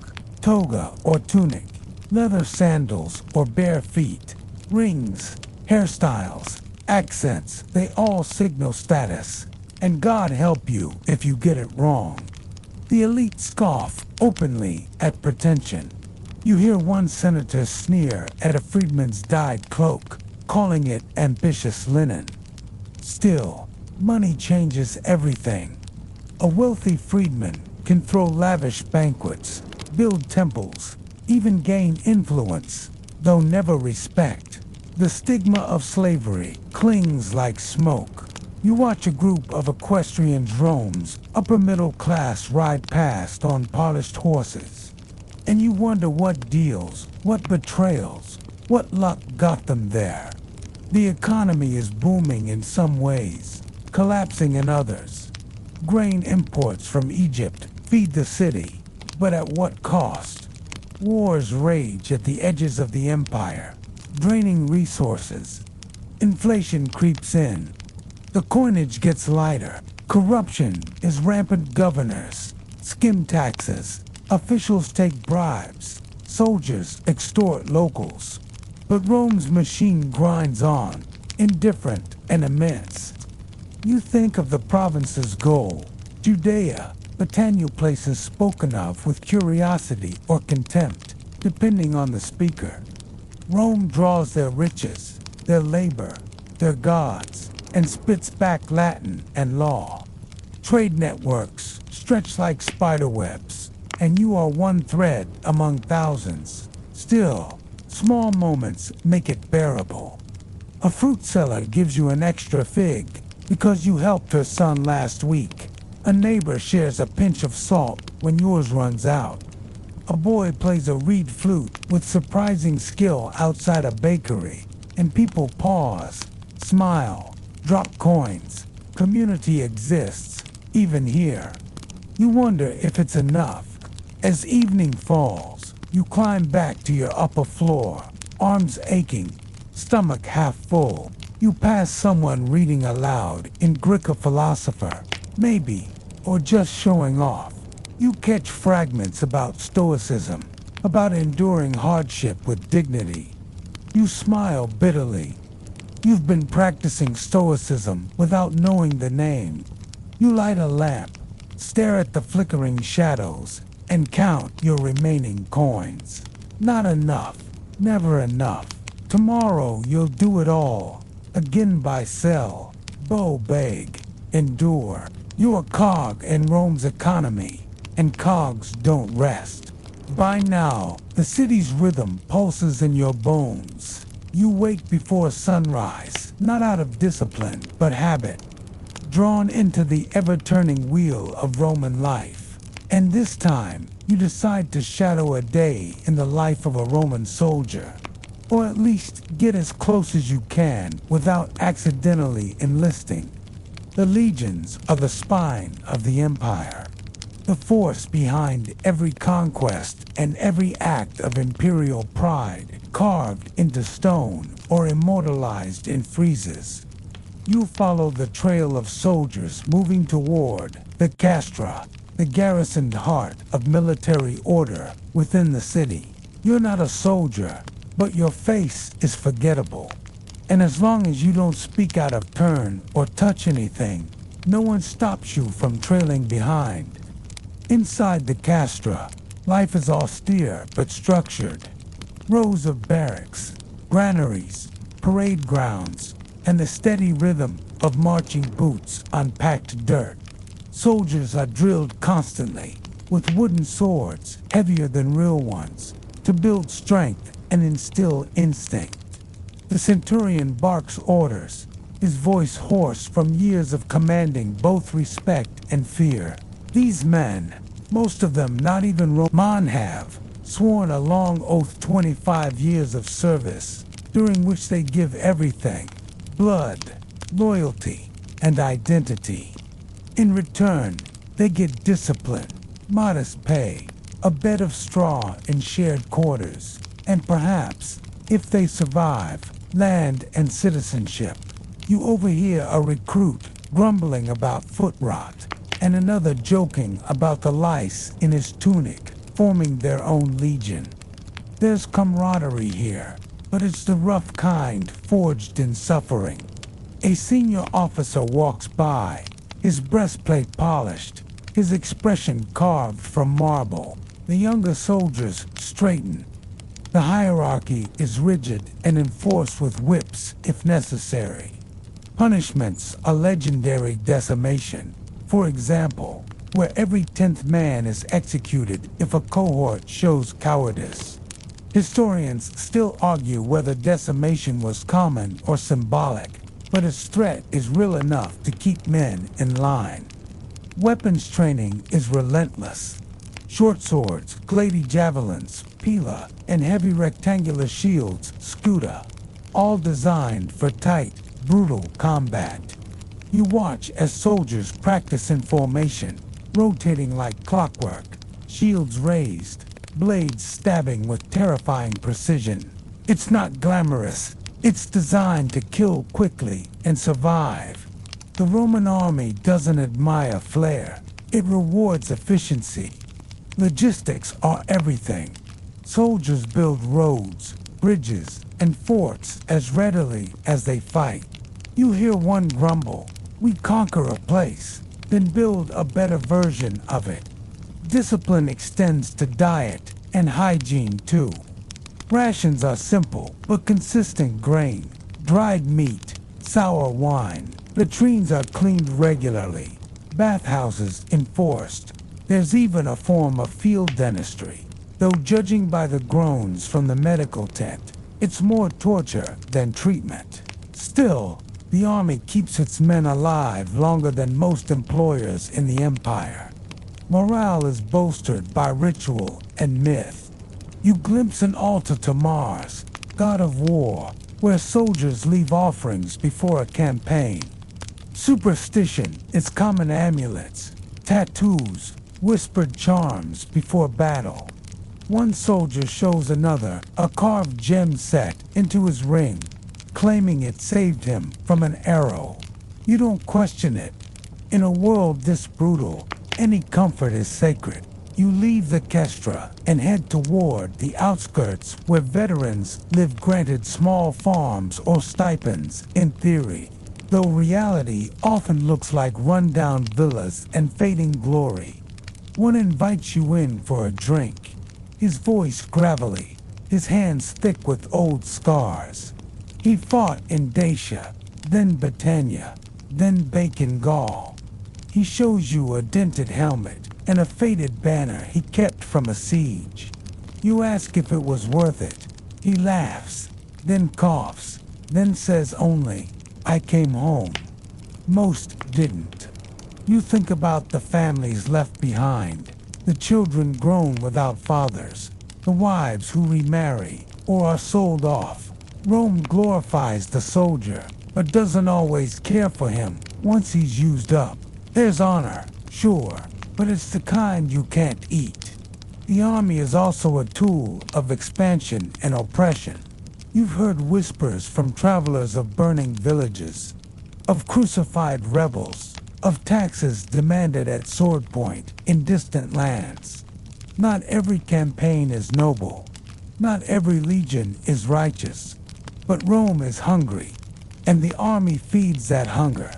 You return to the city and find yourself near the Campus Martis, where younger recruits train and older veterans walk with stiff legs and blank stares. War leaves its mark. You see one man flinch when a cart clatters too loudly. Another drinks from dawn till nightfall. Post-traumatic suffering isn't new, it just doesn't have a name yet. You wander through a military shrine where names are etched into stone. Most are anonymous to you, but each line is a life spent on foreign soil. Some are buried thousands of miles from home, their bones resting under turf conquered in Rome's name. You pause at one, touch the name. You don't know him, but you understand him. War makes everyone a shadow of themselves. As night falls, you watch a small procession of soldiers returning from duty. Their armor is dull, their expressions unreadable. They pass the taverns, but don't enter. They go home to their cots, their rituals, their dreams of open fields and quiet. You realize that the power of the Roman Empire isn't just its walls, or aqueducts, or marble statues. It's the discipline of its legions, the silent endurance of men who give their youth, their futures, their names to something larger than themselves. Rome was built with swords as much as stones, and yet, beneath that iron exterior, you see it, the fatigue, the price. You head back through the city streets, past boys pretending to sword fight in alleyways, past tavern walls painted with scenes of victories, past old men telling war stories that shift depending on the size of their audience. You wonder how many of those stories are true, and how many are survival tales dressed in glory. You don't sleep easily that night. You lie on your straw mat, thinking of armor that chafes, of arrows that whistle past ears, of long marches with bleeding feet. You think of the cold silence of watch duty under foreign stars. You think of a soldier who whispered his mother's name before he died. The Roman army is a machine, yes, but it's made of men, and men break. It's another hot morning when you decide to seek refuge in a Roman bath, not because you've suddenly developed an interest in hygiene, though frankly, you smell like boiled onions and despair, but because the baths are one of the few places where a person of your class can mix with those slightly above you and pretend just for an hour that sweat and status don't matter quite so much. You head toward the baths of Caracalla, an architectural monstrosity of marble, mosaic and murmurs where hundreds gather, not just to cleanse themselves, but to socialize, scheme, flirt, and philosophize in damp, echoing chambers that smell faintly of oil and old ambition. You pay the small entrance fee, thankful it's affordable, even for someone on your meager income, and step inside, immediately struck by the steam and the sheer number of bodies, all in various stages of undress, lounging, arguing, or reclining on heated benches. The process is an intricate dance. You begin in the appetitorium, the changing room, where attendants hover like vultures, and theft is such a problem that patrons often pay a slave to stand guard over their clothes. You try not to gawk at the frescoes of mythical sea creatures, or the man next to you who's built like a gladiator and scrubbing his armpits with the focus of a philosopher. Then you're off to the tepidarium, a warm room meant to ease your body into the experience, and it does. Your shoulders drop, your breathing slows, and for the first time in days, your mind isn't calculating food prices or hiding from debt collectors. The caldarium comes next, and it's like stepping into the lungs of a dragon hot wet and alive with murmurs and moans. Here, men slather themselves in perfumed oils, then scrape it all off with a strigil, a curved blade that removes sweat, dirt, and dignity. You join them awkwardly and try to mimic their motions without slicing your own skin. One man next to you hums a tune as he exposiates. Another is mid-rant about grain shortages and the corruption of praetors. Conversations swirl like steam politics, gossip, philosophy, bowel movements, military campaigns. One man claims he saw an elephant in the arena last week. Another insists the emperor is actually a god in disguise. No one corrects him. You keep your thoughts to yourself. After the caldarium, you plunge into the frigidarium, a cold bath that shocks your body and jolts your soul. If anything was possessing you, it's now fled screaming. Your teeth chatter, but your skin sings. This is the Roman version of self-care, and it works, mostly. The baths aren't just about cleanliness, they're cultural hubs.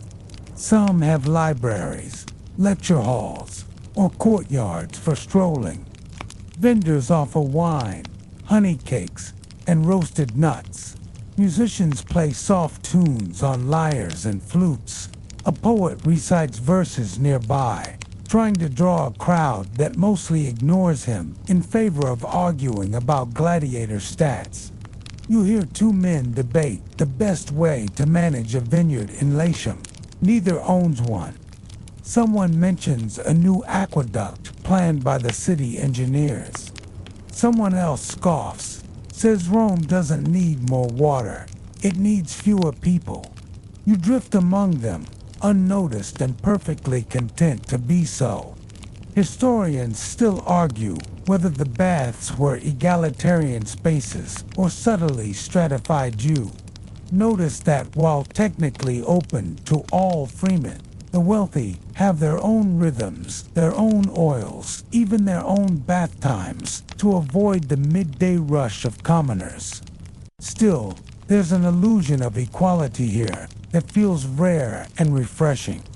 Even the emperor is known to visit public baths from time to time, though with bodyguards and fanfare that you can't imagine fitting into these steamy halls.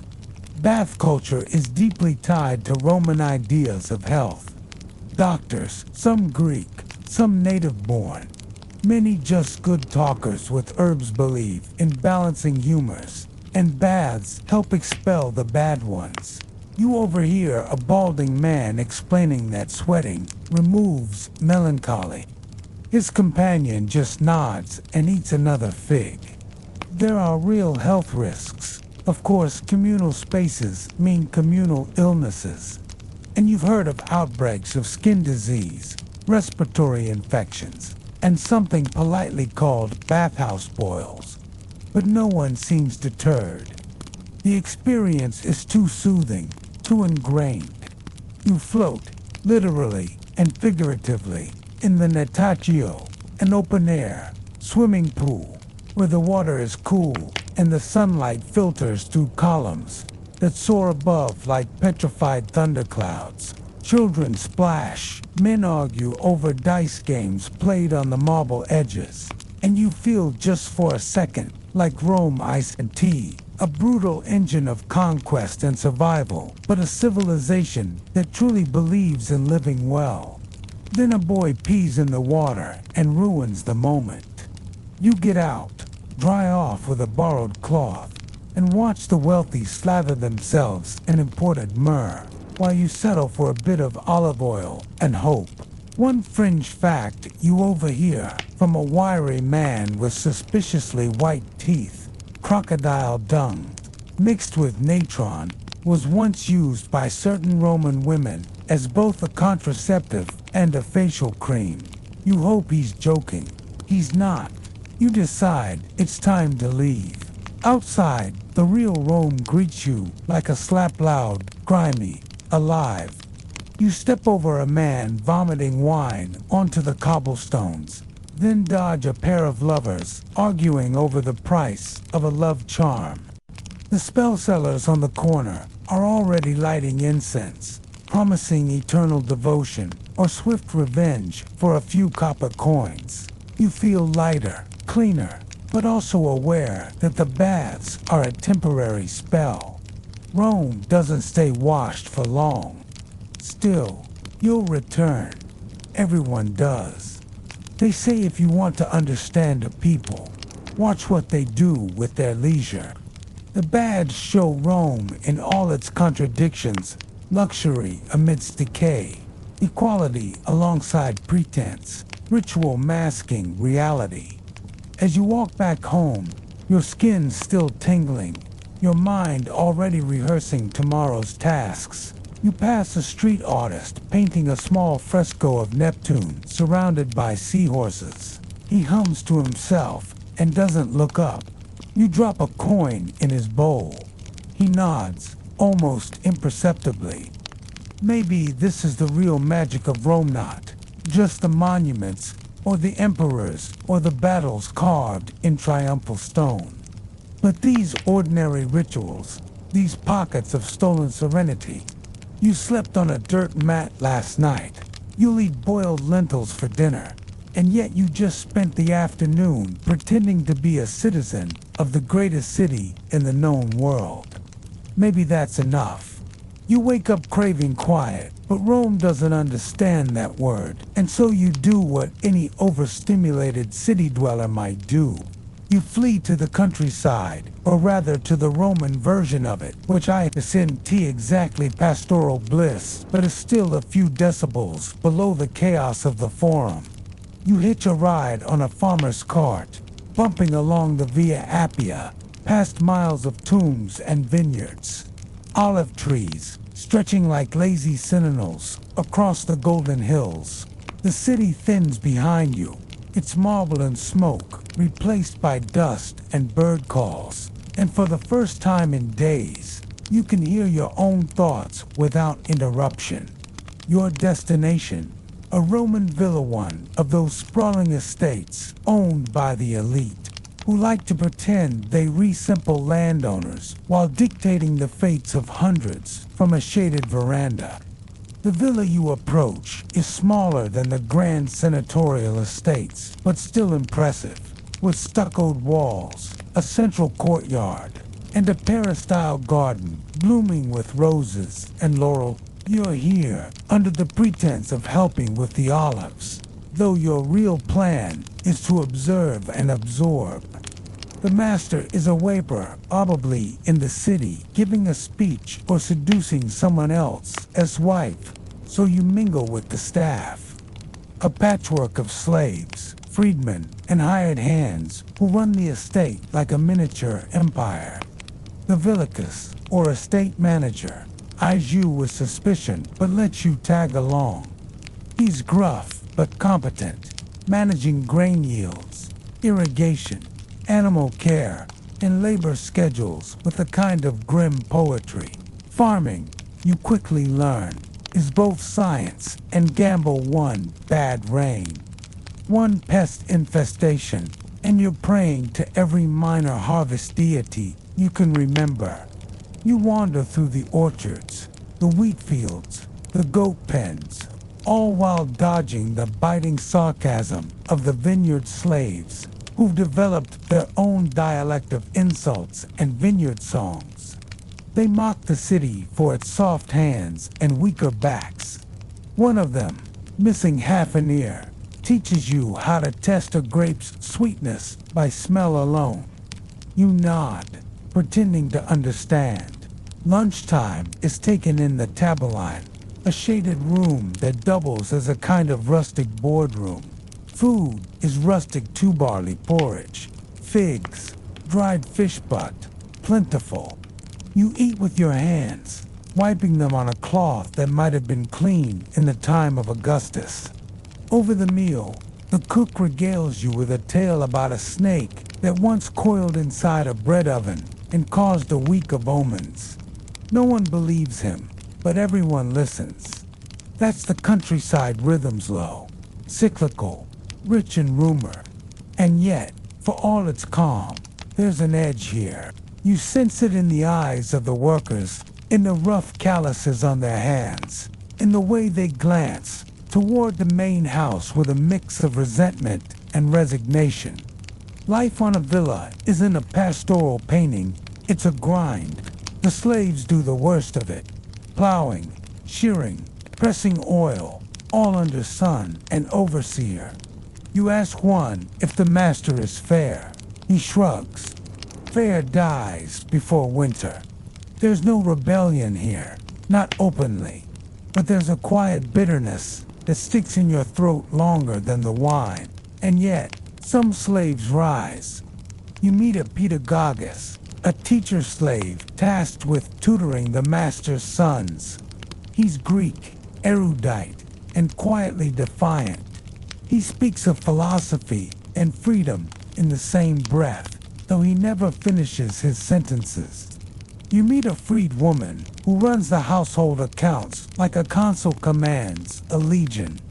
She was once a slave herself, bought her freedom, and now controls more silver than most senators' wives. Historians still argue whether villa life was a refuge or a gilded cage, and you see both truths. Here peace for the few, toil for the many. As dusk approaches, you're invited to a rural festival, a small celebration of the harvest gods, held in a nearby field. Torches are lit, music plays from flutes and drums, and everyone, even the overseer, lets their shoulders drop an inch. Offerings are made. Bread, fruit, wine poured on the earth. You don't know the rituals, but you mimic the motions, and no one stops you. A girl with olive-stained hands laughs at your clumsy attempt to dance. Someone hands you a fig, still warm from the sun. You bite into it and taste the dust, the sweetness, the labor. It's the countryside condensed into fruit. The stars appear one by one, and the air grows thick with smoke and song.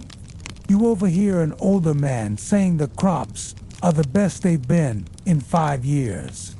Another responds, that means next year will be terrible. Superstition and pragmatism walk hand in hand out here.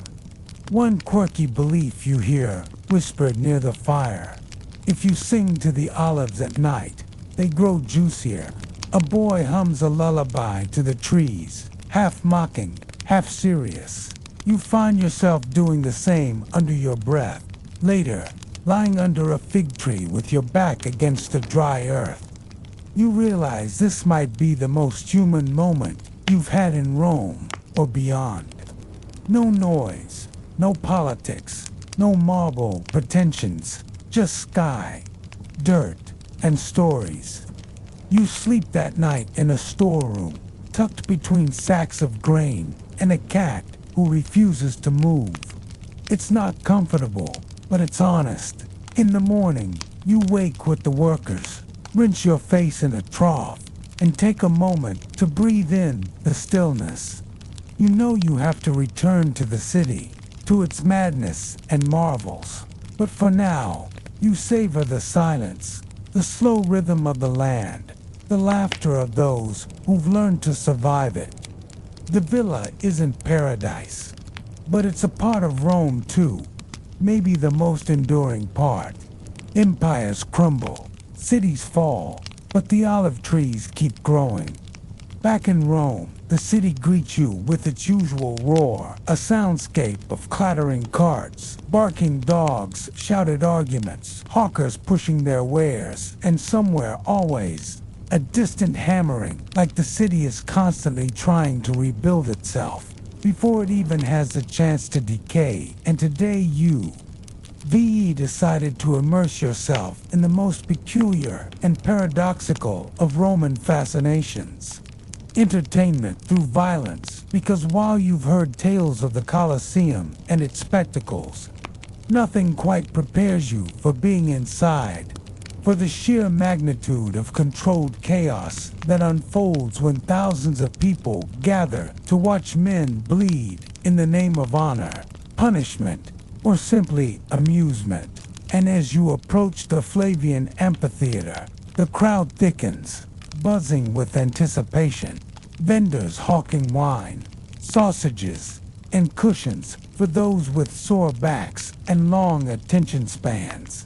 And though the games begin early, people line up before dawn, clutching wooden tickets marked with numbers and entry arches. As organized as any bureaucratic event in modern times, because Romans, for all their brutality, love order almost as much as they love a good bloodbath. And when you finally enter through the assigned arch, the interior stuns you not just in scale, but in design, rows upon rows of marble, seating the rich, shaded under Valeria, vast retractable awnings manned by sailors, while the poor roast in the sun, squinting down at the sand below where the real drama unfolds. And the smell hits you, to a blend of sweat, metal, animals, and anxiety. Because death has its own aroma, and here it hangs just beneath the scent of roasted chickpeas. And the games begin not with gladiators, but with beast hunts. The Venetians, a strange genre of staged hunts, featuring imported animals, lions, leopards, even elephants and crocodiles dragged from Africa and Asia to die for entertainment. And you watch, partly horrified, partly awed, as men in short tunics with curved blades and nets confront a charging boar. The crowd cheering not for the man's survival, but for the spectacle of risk.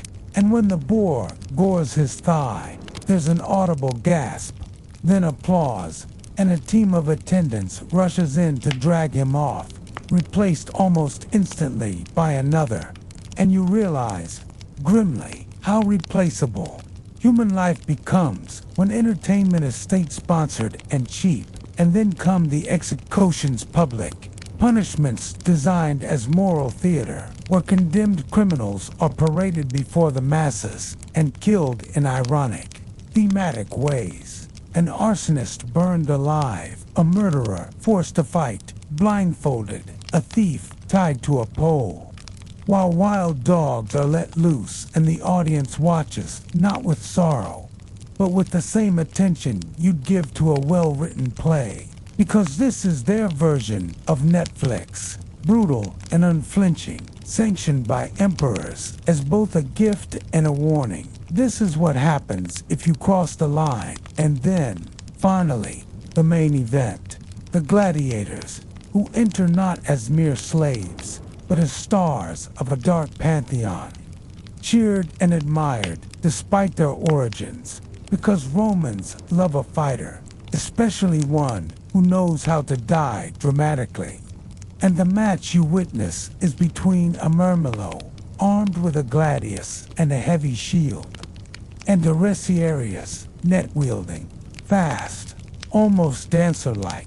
And the contrast is deliberate, the slow brawler versus the agile tactician, and as they circle each other, feinting, probing, the tension is electric, not just because of the risk, but because you, like the rest of the crowd, start to choose sides, rooting for one over the other. And when the Murmillo catches the net mid-throw and slashes forward, you can't help but gasp, your fingers curling around the stone seat.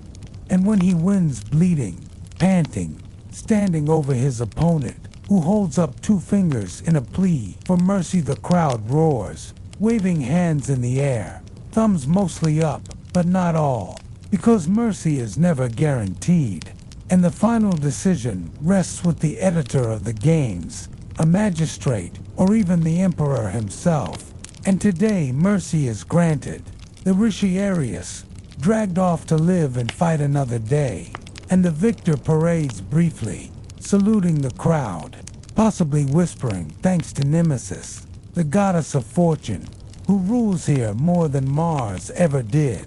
And as the crowd settles for the next match, you reflect on this entire system, not just the violence, but its infrastructure, its symbolism, its cold efficiency, because gladiators are trained in schools called ludi, owned by land estate, who treat them like investments, feeding them high-calorie diets. Gladiators were nicknamed barley men for their grain-heavy meals, healing their wounds, even branding them with identification tattoos. And you've heard stories of gladiators becoming lovers of noble women, of their blood being bottled as aphrodisiacs of fans, writing graffiti in their honor, like athletes, but deadlier. And what strikes you most is the contradiction. These men are slaves, criminals, outcasts. Yet here in the arena, they wield power, capturing the admiration of people who wouldn't speak to them in the street.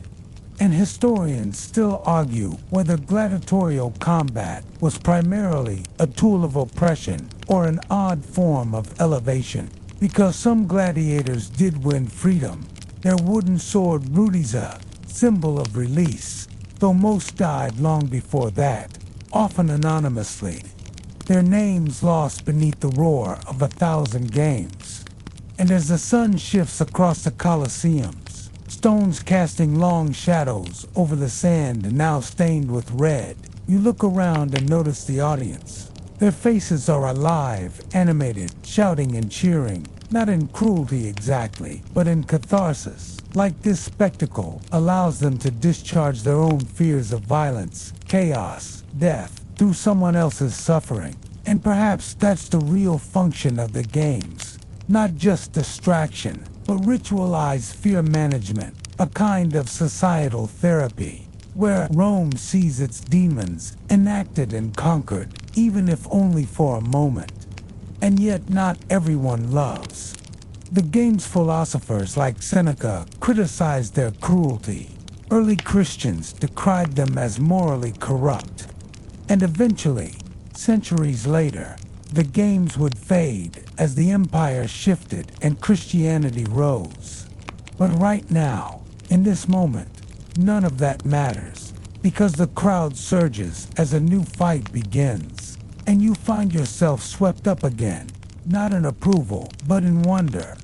In the sheer scale of this ancient theater of blood, where life is performance and death is applause, and as you leave the Colosseum, feet aching, mind reeling, you can still hear the echoes of the crowd behind you, can still feel the hum of excitement that lingers in the bones and outside.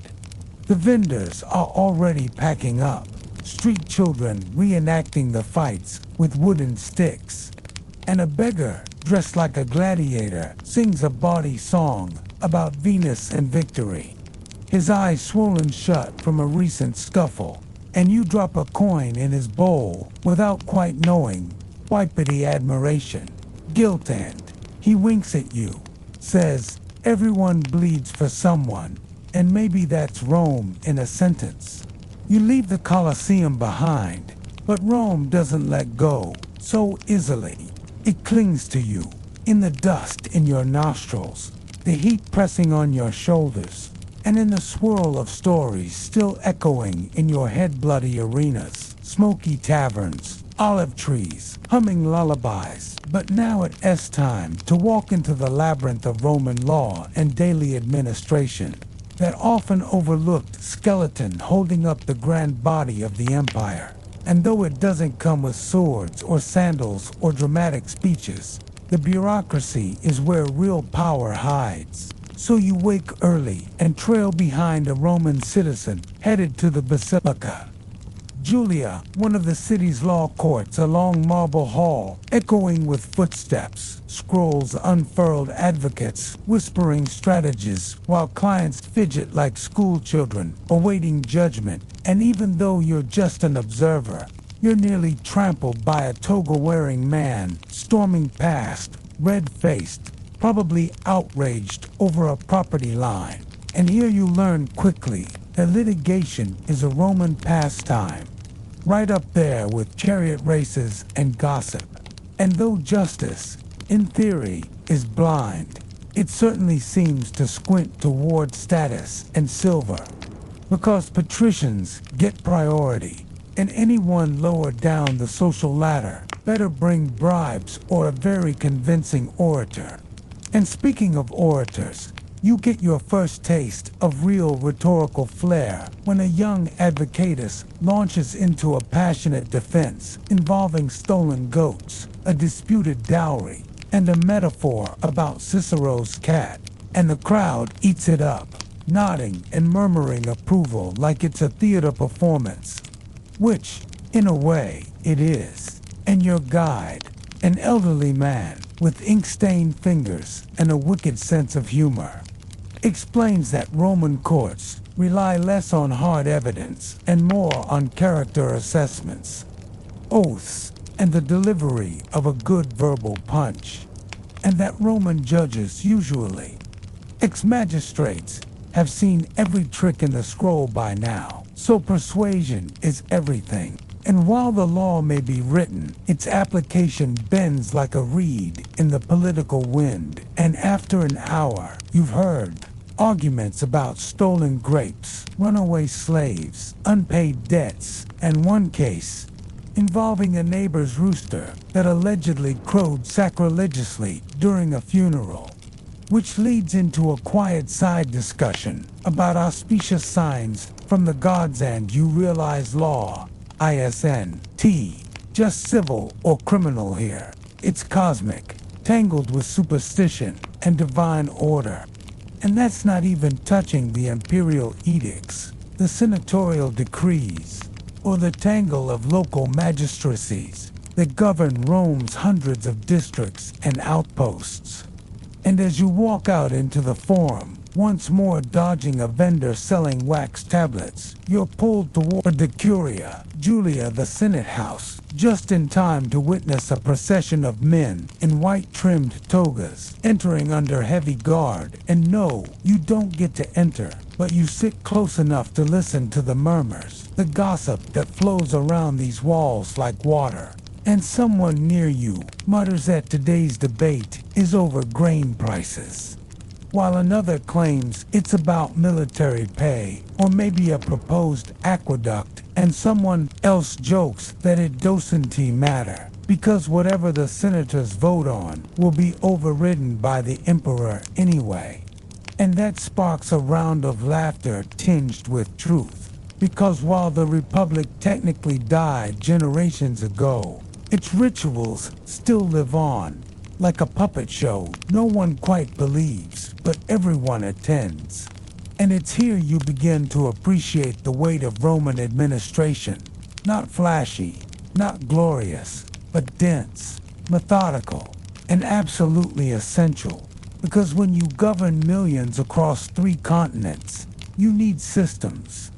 Tax collection, census taking, road maintenance, temple oversight, water distribution, all of it falling under the purview of various matratuses, from aediles to praetors to quaestors, each with their specific sphere of control and their own army of scribes and assistants. And you watch one such scribe eyes, sunken, fingers ink-streak tallying grain tallies on a wax tablet with the solemnity of a priest. And he tells you about the cursus publicus, the imperial postal service, and how messengers can cross hundreds of miles faster than most people can finish a loaf of bread. And he speaks proudly of the roads, the famous Roman roads that stretch from Britannia to Syria like veins in a giant body, maintained with staggering regularity by assigned officials who must log repairs and submit reports quarterly to their governors. And speaking of governors, you learn about provincial rule, how local customs are tolerated as long as taxes are paid and revolts stay suppressed, and how each province has its own mix of autonomy and surveillance, with Roman overseers ensuring loyalty while letting locals handle minor squabbles. And it's this hybrid system, rigid yet flexible, that explains how Rome lasted as long as it did, adapting more than it conquered, folding cultures into its bureaucracy, like flour into dough. And yes, corruption is rampant. Everyone knows a bribe greases the fastest path to justice, or citizenship, or favorable tax deals. But the machine functions nonetheless, slow but relentless. And sometimes it breaks in spectacular fashion, like the famous case of Verres, the corrupt governor of Sicily, whose plundering of temples and extortion of locals was so blatant that even the Senate had to pretend to care, and Cicero's prosecution of him became legendary not just for its eloquence, but because for once someone rich actually faced consequences. And historians still argue whether that was justice or just another political stunt. And then there's the law itself, the 12 tables, the foundational code taught in schools, expanded and refined over centuries into a body of legal thought that, incredibly, would echo into modern times. And you spot a student reciting one of them aloud under his breath near a fountain, probably preparing for an exam or a family trial. And your guide tells you how fathers hold patria potestas absolute power over their households, including the terrifying right to execute a son, though few ever did it, more a legal club than a real weapon. But it illustrates the principle. Roman law flows from the top down, from gods to emperors to fathers to sons. And breaking that chain is both illegal and unthinkable. And yet the law is constantly bending, being reinterpreted as social mores shift and emperors impose their will. Like when Hadrian reduced corporal punishment, or when Augustus promoted marriage laws to combat bachelorhood, with limited success and much grumbling.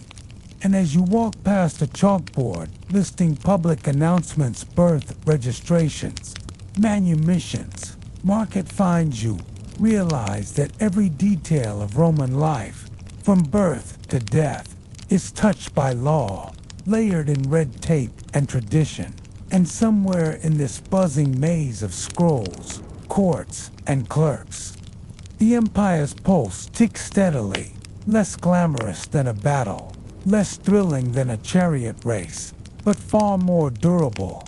And when you finally rest that evening near a fountain bubbling gently, watching an aedile argue with a sewer cleaner about a blocked drain, you smile, because this is Rome's real miracle, not the marble, not the conquests, but the fact that somewhere, someone has the job of counting how many chickens you can legally keep on a balcony.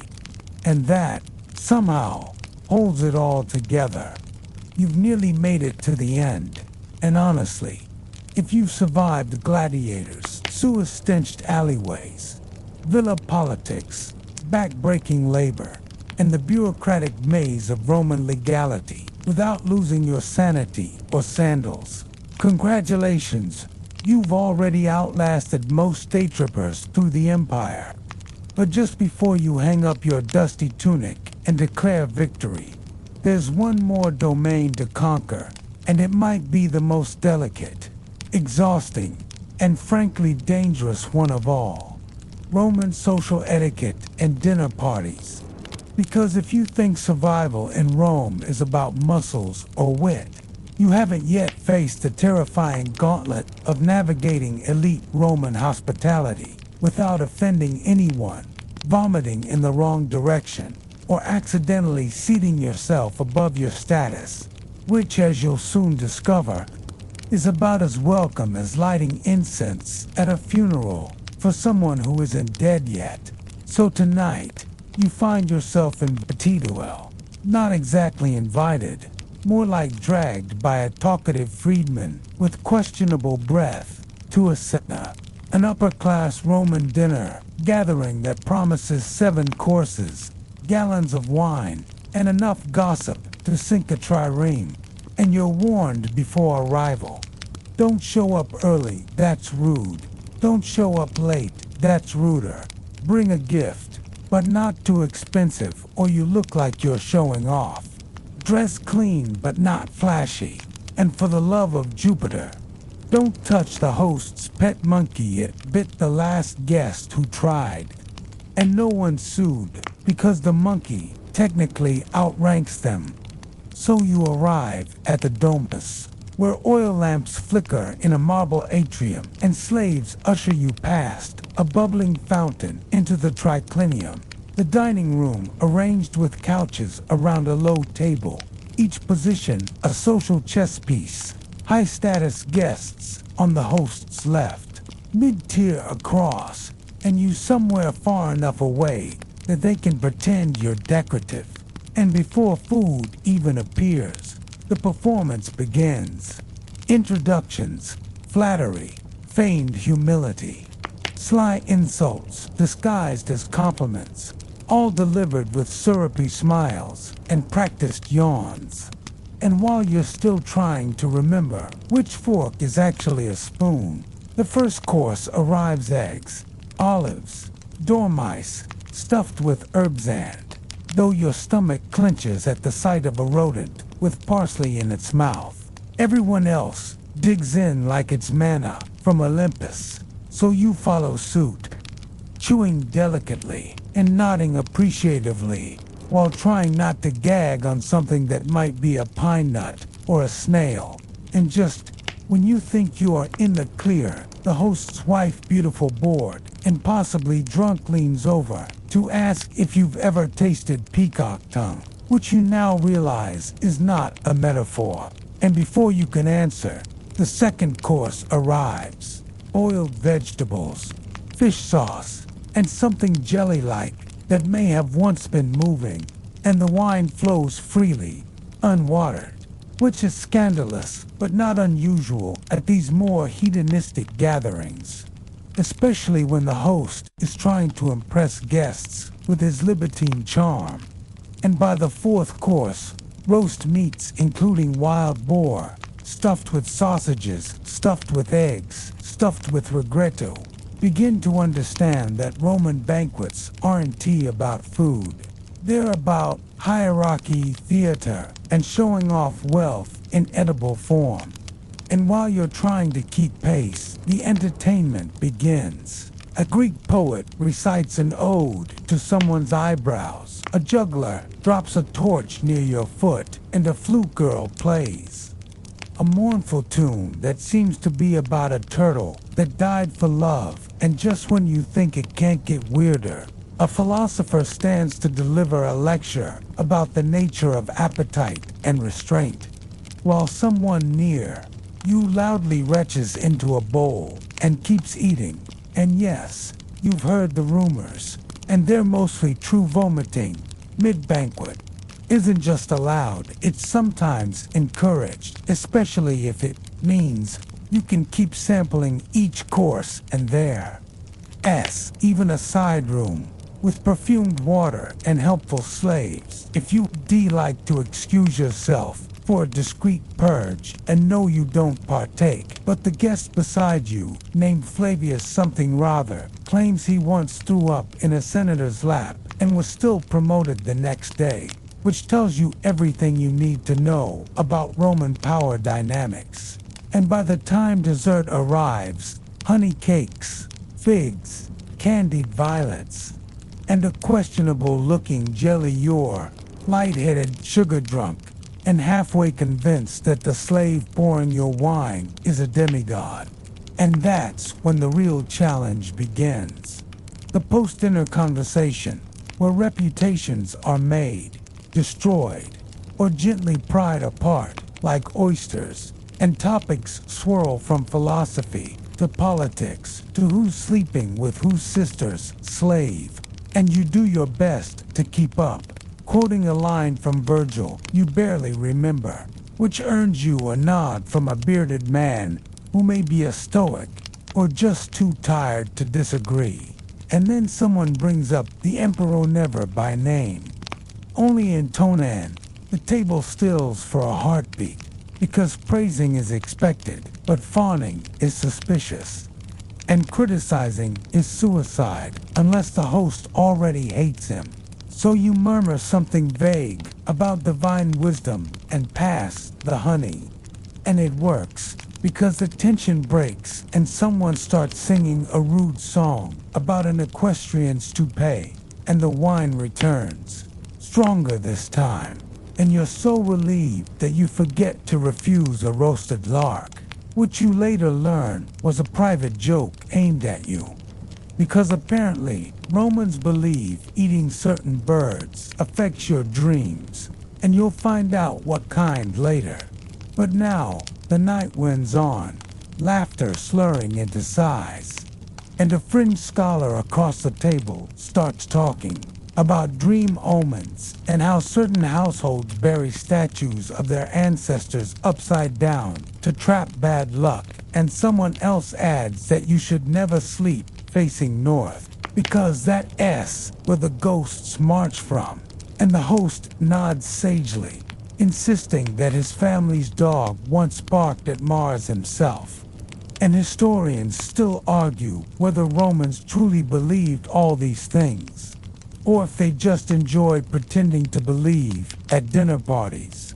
But either way, you're enchanted, exhausted, and deeply confused, which is exactly the right mood for leaving a Roman Senna. And when you finally stagger out past the atrium, blinking in the torchlight and trying not to trip over a passed-out praetor, you realize that this is absurd, beautiful, maddening displays what makes Rome Rome, a place where death and dining, law and laughter, gods and jokes swirl together like wine in a shallow cup. And as you head back through the midnight streets, past shuttered stalls and the soft footfalls of patrolling watchmen, you look up at the stars just visible through the smoke and realize you might not survive a day here, but you'll never forget it. So now, as the echoes of Rome fade into the hush of your own quiet room, as the chaos and color and cracked marble of ancient streets dissolve into memory, you lie back against your pillow and let the soft weight of imagined dust settle over you, because even though you, VE, traveled only in your mind, your limbs feel tired, your thoughts are heavy with the weight of sandals crunching down cobblestones, and your breath slows to match the rhythm of torchlight flickering on old stone. And here, in this hush, the Empire feels less like a place and more like a presence. Something vast and stubborn and still murmuring just beneath the silence. A rustle of tunics, a chorus of street calls, the distant thud of wooden wheels turning toward markets long vanished, and maybe, if you let your eyes drift half closed, you can still smell the tang of iron and incense, feel the hum of language older than your bones, hear the far-off laughter of a dinner guest too tipsy to remember your name. And yes, you've wandered far, touched temples and tombs, worn the grit of 10 lifetimes in a single night. And though you were warned you wouldn't last a day, look at you here, still breathing, still wondering, still wrapped in the soft thread of stories spun from time's own loom.